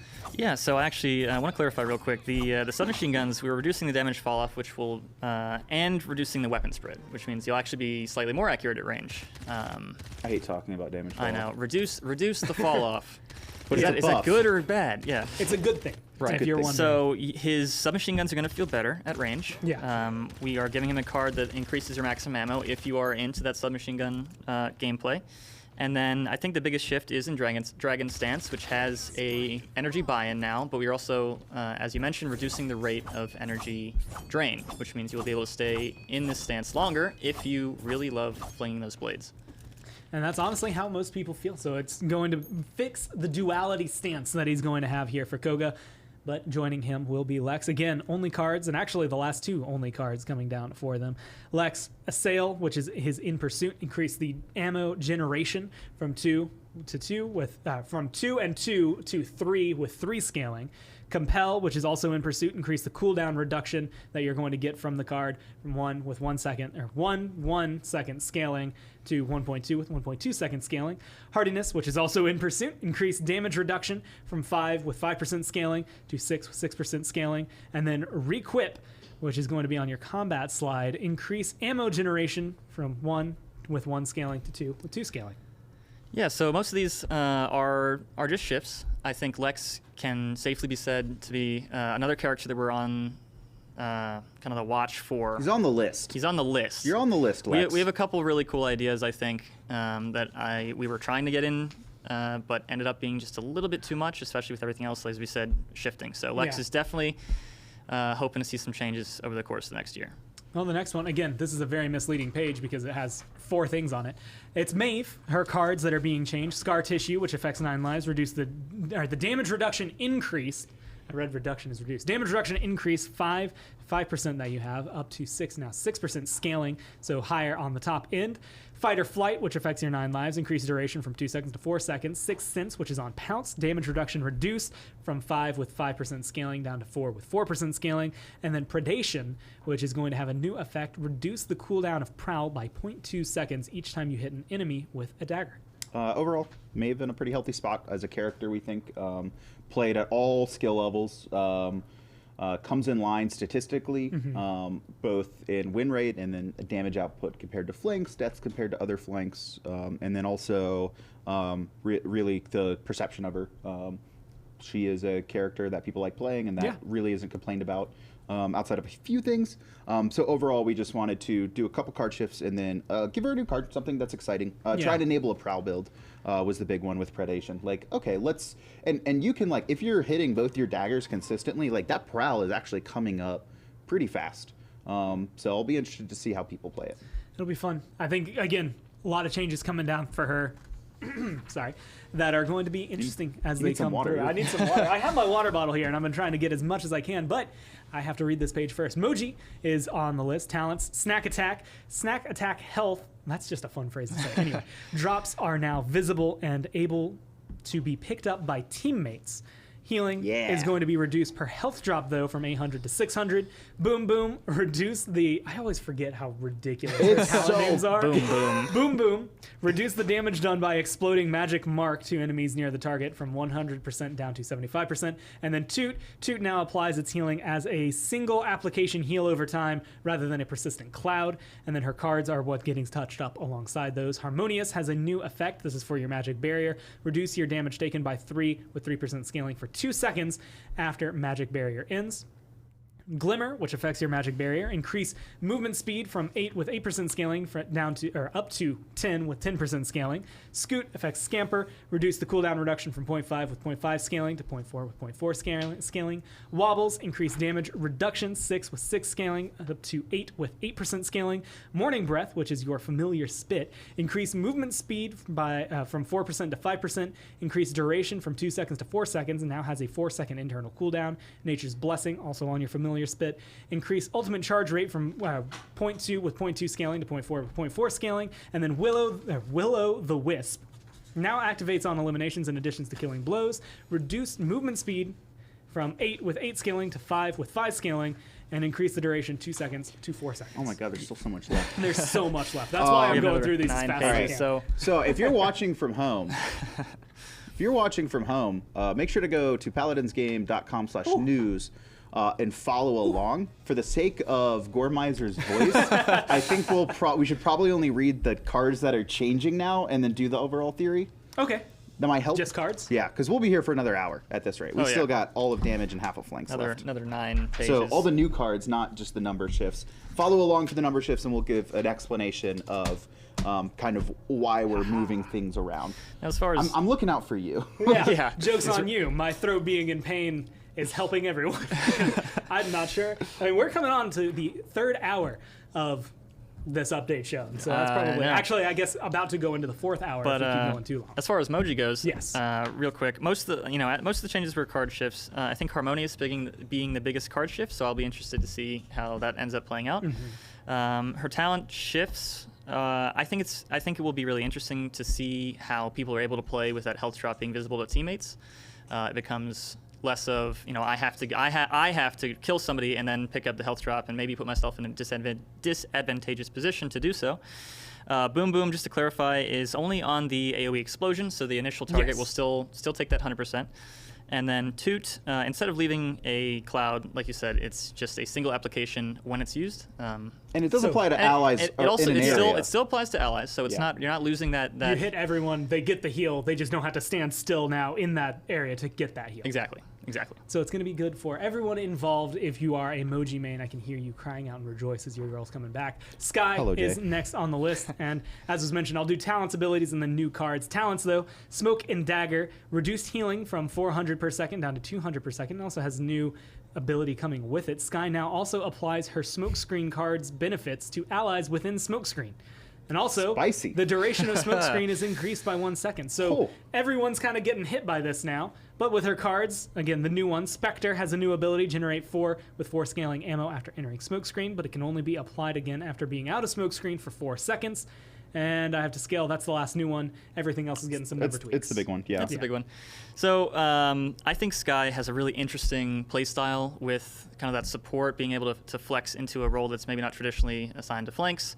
And we also want to kind of put a benefit on the, as we've been saying, the play your way style.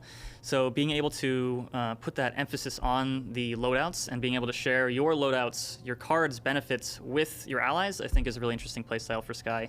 That is more than just my Smokescreen heals you. Now with the proper cards, it can heal you, it can give movement speed, generate ammo. So I think it'll be really interesting. New season, new mechanics. New season, new Sky. New mechanics. That'll be fun. Talus is the next on the list, though. Just cards coming in for him. And I'm going to read this one just because it is a decent change. Dark Vision now grants ultimate charge from hitting enemies instead of killing enemies. So that's a good distinction. Relic Affinity, which is on your Blitz Upper, increases the knockback of Blitz Upper by 8 with 8% scaling. And then Spirited, 8% with 8% scaling. And then Spirited, increase your maximum health by 50 with 50 scaling up. So you can be a little tankier Talus towards the end. And those are mostly just quality of life. Yeah, just make them feel better. Zen is going to be coming through. Hold on a second on that first one.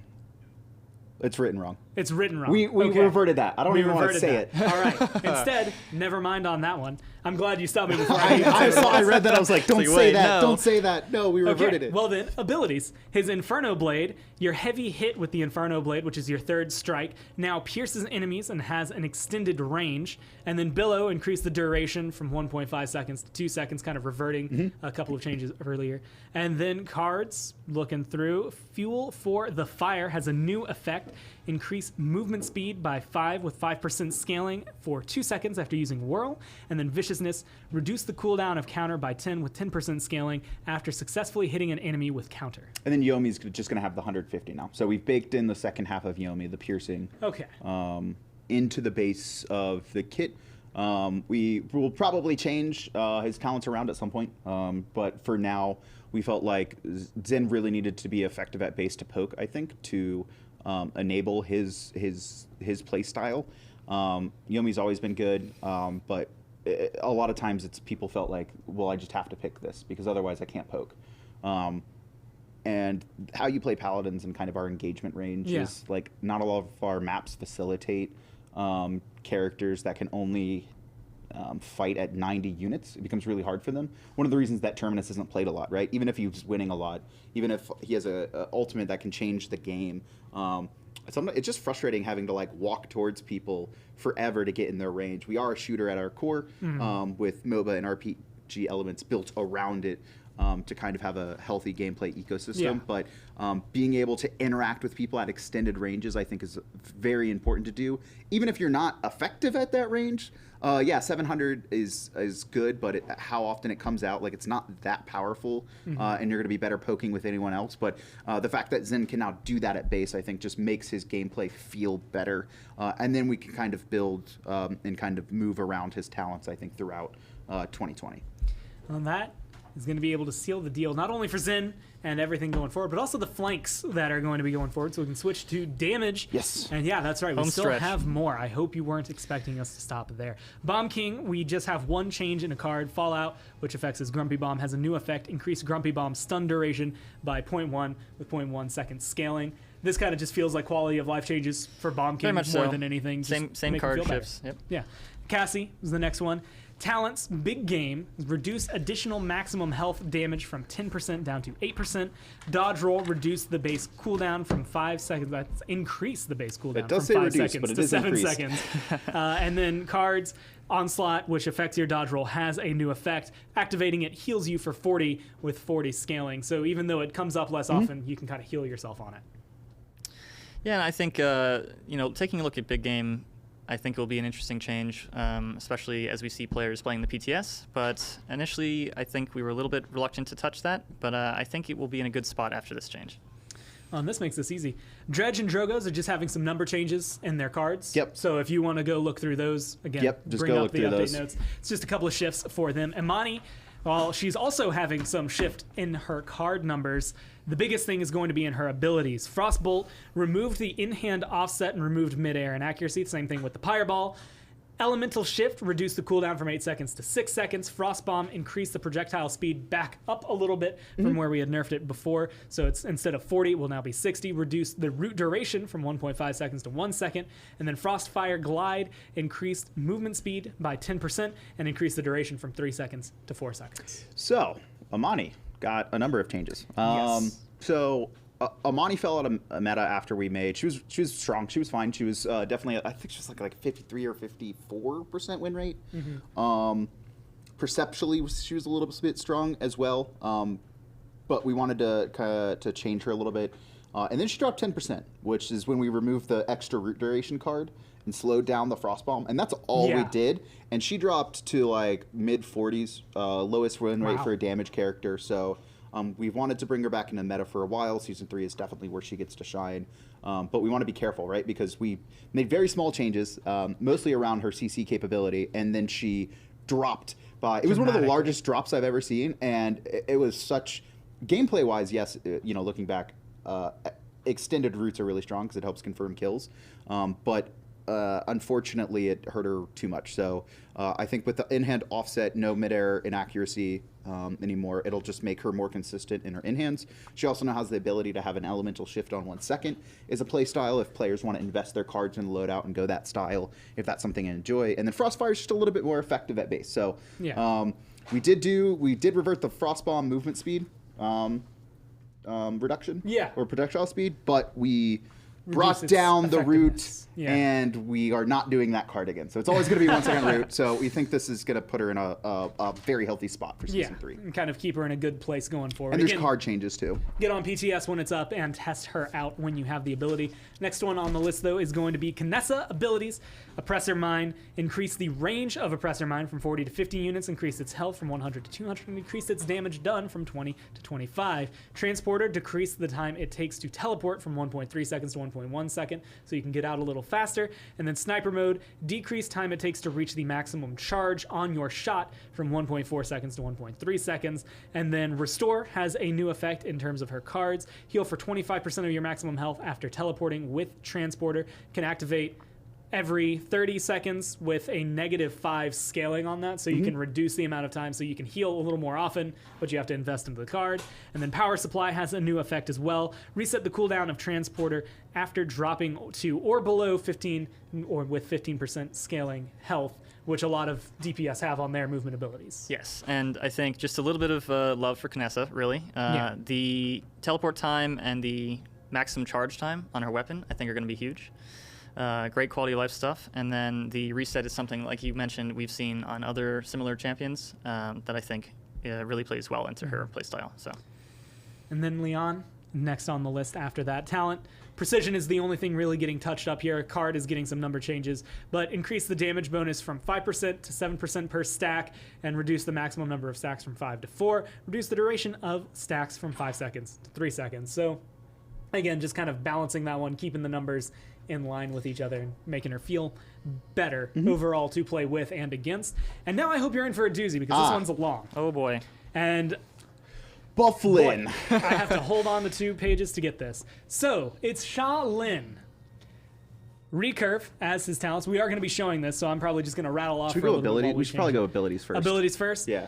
So first, let's go ahead and, touch his abilities. Withdraw, reduce the cooldown from 15 to 12 seconds. That's going to be the simplest thing you're going to hear me say about Sha Lin. I think they got bingo off that, finally. Impaler Arrow is now Crippling Arrow, and it has a new effect. The next shot fired from your bow applies a cripple on hit for 2 seconds. So that is going to be a different effect than trying to find a stun for somebody. And that ability is coming in hot, so it may not be in for the first round of PTS. We're going to try and make it, but we can't show it off in this portion of the show. Yeah. There's a lot of changes, guys. Yeah, Let's keep spend a lot that of time one on in this. mind as a change that you'll see eventually, but you won't see right now. Planted is now becoming Rapid Shot in terms of its name. It has a new effect. Rapidly fire off a barrage of arrows, each dealing 500 damage per arrow, but players can now move while firing this ability. The cooldown has been reduced from 18 seconds to 15 seconds. It's decreased the number of shots from 7 to 5, decreased the duration from 2.3 seconds to 1.8 seconds, decreased the damage per shot from 800 to 500, and reduced your movement speed by 20% while this ability is active. So you can see it's a little more, well, just usable than Planted was. It is no longer planted. Planted, yes. The message we said was make unplant planted. Was like it was like a ton of the messages. We're just like, yeah, we need you to unplant planted. Thank you. And then we finally came up with Rapid Shot as an actual new name. Although I was debating leave it as unplanted. And, well, because they wouldn't let me. They wouldn't let you just unplanted. That would have been a fun one to cast, at least, from my eyes. He's unplanted. He's getting these changes, so we might as well go through what the talents are with these abilities. Recurve, increased draw rate reduction from 15% to 25%, so you'll be able to shoot your arrows a little bit faster. I'm a big fan of Recurve, but you're getting a lot of new named things. Explosive arrows now will have a new name. Crippling Arrow now explodes in a 20-unit radius, dealing an additional 100 damage and crippling all enemies for 1 second. This is Explosive Arrows? Explosive Arrows. Yeah, Sandtrap is the new name. Sandtrap is I know the it didn't new make name. it onto these notes. And then Desert Shadow has a new name as well.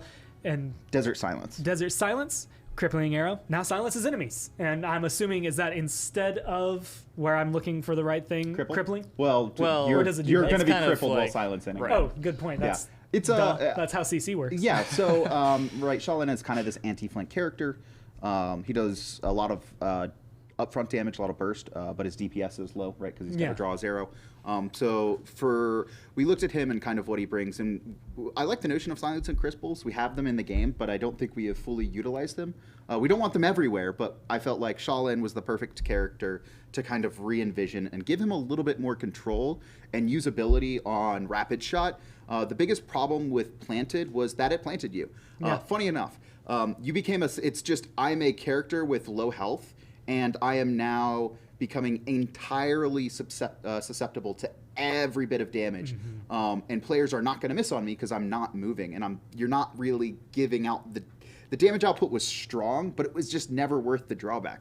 Even if it's a really high damaging ability, like you essentially are locked in and going to die against very skilled players, or even average players. They're very good at going, hey, Sha Lin's planted, let's just kill him, he can't do anything. So this gives him a lot more flexibility with Rapid Shot and how he chooses to use it. A little bit less damage, right? We don't want you doing the same damage you did before now that you're going to have a better capability of moving around. And along with all that, he has some cards that are getting new effects. Wind Wall, which is on Rapid Shot. Hitting an enemy with an arrow fired during Rapid Shot applies a 5 with 5% scaling slow for 2 seconds. And then Run Them Down, which is on Crippling Arrow. Increases the duration of Crippling Arrow's effect by 0.1 second with 0.1 second scaling. So you can get a little bit more of a cripple or a little bit of a slow on your shots. That's going to do it for Sha Lin. A lot of changes, so make sure you get on and test him out. But this is the one that I'm sure a lot of people are going to be happy about. Strix. His base health is getting reduced from 2100 to 2000. His pistol is getting reduced base damage from 220 to 165. Its ammo count is getting increased from 10 to 15, and its base inaccuracy is getting reduced by 20%. So a little bit more accurate, a little bit more ammo, but a lot less damage overall to balance that out. Unauthorized use is getting a decreased damage, so instead of 400%, it'll do 250%. And then Crack Shot is now becoming Elemental Bullet, which has a new effect all in its entirety. Talon Rifle now deals an additional 60 damage over 3 seconds, stacking up to 3 times. This damage refreshes on additional hits, but Talon Rifle can no longer headshot. So we have a lot of changes here. I do want to clarify the decrease on damage from unauthorized use is from 400% to 350%. Okay, so it's been bumped a little. A little bit of a mistype there. So it's not 150% decrease. It's just 50% of bonus. Just 50% off. Okay. Yeah. So as far as Strix goes, we are clipping the owl just a little bit. He's been in a very strong spot as far as damage goes. His pistol has one of the highest had one of the highest DPSs. It was the highest DPS. Was the highest in our DPS games. weapon in our game. So taking that down a little bit, we are giving him some ammo and we are giving him some accuracy to compensate a little bit for that.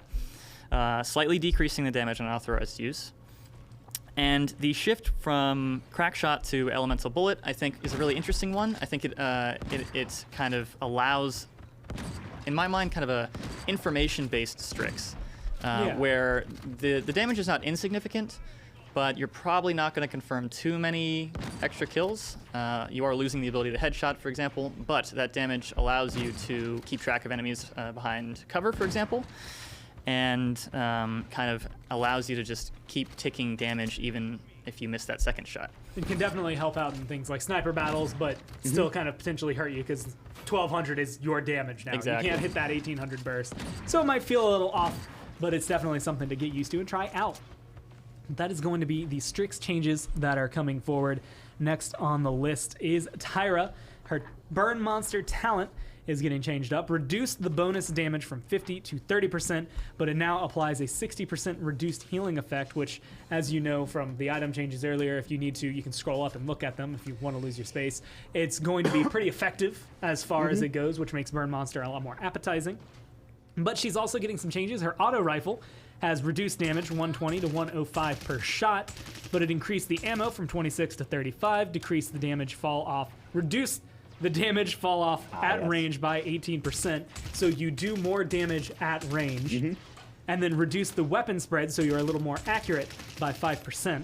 And then Firebomb reduced the cooldown from 18 seconds to 15 seconds, and it no longer applies reduced healing effect at base. You have to go for Burn Monster if you want that. Correct. And then, just because it's there, Napalm is getting a new effect in her cards. Using Firebomb heals you for 100 with 100 scaling over 2 seconds.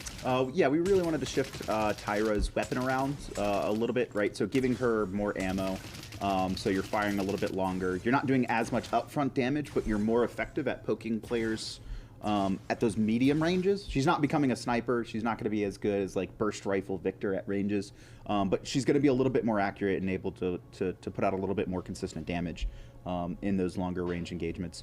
On top of that, her moving the healing reduction to her talent specifically was just, if you want to do the fire build, if you want to do the anti-heal, you have to invest into it, but the damage isn't going to be as strong as it used to before. So it's definitely a trade-off that we want players to have to make when they're selecting a talent for Tyra. And it gives you, again, play your style, but you have to play your style. You can't play every style. Nope. You got to be able to choose one and go with it. So she's going to be seeing some changes, but in that line of play, Victor is also on this list. Cardio is getting reduced healing per second from 400 down to 300, and then his cards that are getting new effects. Guerrilla Warfare, which is going to reduce the cooldown of Frag Grenade by 0.2 seconds with 0.2 second scaling every 1 second while Hustle is active, so while you're running. And then on the move, Hustle, gain 8% scaling movement speed for 2 seconds after throwing Frag Grenade. So kind of giving a little bit of push and pull to his grenade and his run. Very much so. I think in the same vein of play your way, we did shift cardio down a little bit, but we're also enabling different play styles with Hustle. I think specifically as you mentioned, these card changes, you get a little bit of movement speed. Maybe you throw your frag grenade. Maybe you have the frag grenade cooldown reset card, so that resets a little bit. You hustle down around to the other side of the corner, getting that extra cooldown reduction while hustling, and then you throw your frag grenade again. You have your ADS speed increased, for example, after using hustle or something. So it's kind of that poke movement victor that I think could be a really interesting playstyle. Kind of changes dynamic, or again, play your way. Have it come through. Vivian is also going to be seeing some changes. Talents, Suspect Everyone is just getting a new effect outright. Deflector Shield's health is going to be increased by 350, and its cooldown is going to be halved if destroyed by an enemy that can only occur once every 9 seconds. With some more health, maybe there's a little more incentive to go into a Wrecker against a Vivian now, but it helps your survivability. And then Informants, which is a card for your sensor drone, is getting a new effect. Heal for 85 with 85 scaling when an enemy champion that is being revealed by your sensor drone dies. And it kind of feels like taking what was Suspect Everyone and kind of like in essence of something happens when you have them revealed, pulling that into a card and then giving it a new effect. Right. So something to keep in mind is for the Deflector Shield change, this is only if it's destroyed actively by an enemy, so it's not just if it runs out, it's halved, which is, I think, an important distinction. Mm-hmm. And I think what's really interesting about the Informants card is it's not just on killing blows, for example. It is if anyone who is revealed dies, then you gain that benefit. So I think that kind of incentivizes a little bit more sensor drone play, especially around kind of the team play. You gain a benefit for helping your team kind of thing. And we're finally on it. The final page as we come through. The final champion for the changes. The bug. It's Willow. That is going to be coming through. Blast Flower, her talent is getting a reduced duration from 5 seconds to 3 seconds, reduced damage bonus. I lost the ability to speak on the last page. From 100 down to 80. Dead Zone is getting an increased cooldown from 15 seconds to 16 seconds. And then Photosynthesis, one of her cards, is getting a new effect. Increase the projectile speed of Seedling by 6% with 6% scaling. And then Shenanigans is also getting a new effect. Activating Dead Zone increases your movement speed by 8% with 8% scaling for 2.5 seconds. Yeah, so Willow, really strong right now as a character. Even after her, we recently reverted the fall-off change, and then as well as reduced the hit the flutter increase that we gave her a couple patches ago. Really, like, just her having a significantly and more controllable ult has like dramatically changed the perception of Willow. She is really strong at all levels of play right now. And so Blast Flower is really the big outlier when we look at her talents and how effective it is. So we're just bringing the damage down a little bit. And then also just, you have to be a little bit more consistent. You can't wait 5 seconds to keep the stacks on. So just getting a couple shifts and, a couple seedling cards. So I'm excited to see where she's going to land. But that does it for all the damage champions. That does it for here. Again, if you want to look them up, you can go find these online now to try and read through any of the cards we didn't touch that were just kind of number shifts, find out all of the things that are going to be changing, and make sure you keep up to date by following the Paladins game Twitter account to make sure you know when the PTS is going live, where you can play it. Again, they will have tweeted out these patch notes, so if you want to read them now, you have the ability. But that's going to do it for us. That was a lot of changes, a lot of interesting things going into Season 3. We hope to hear your feedback, but until then, be nice, work hard. We'll see you in the realm.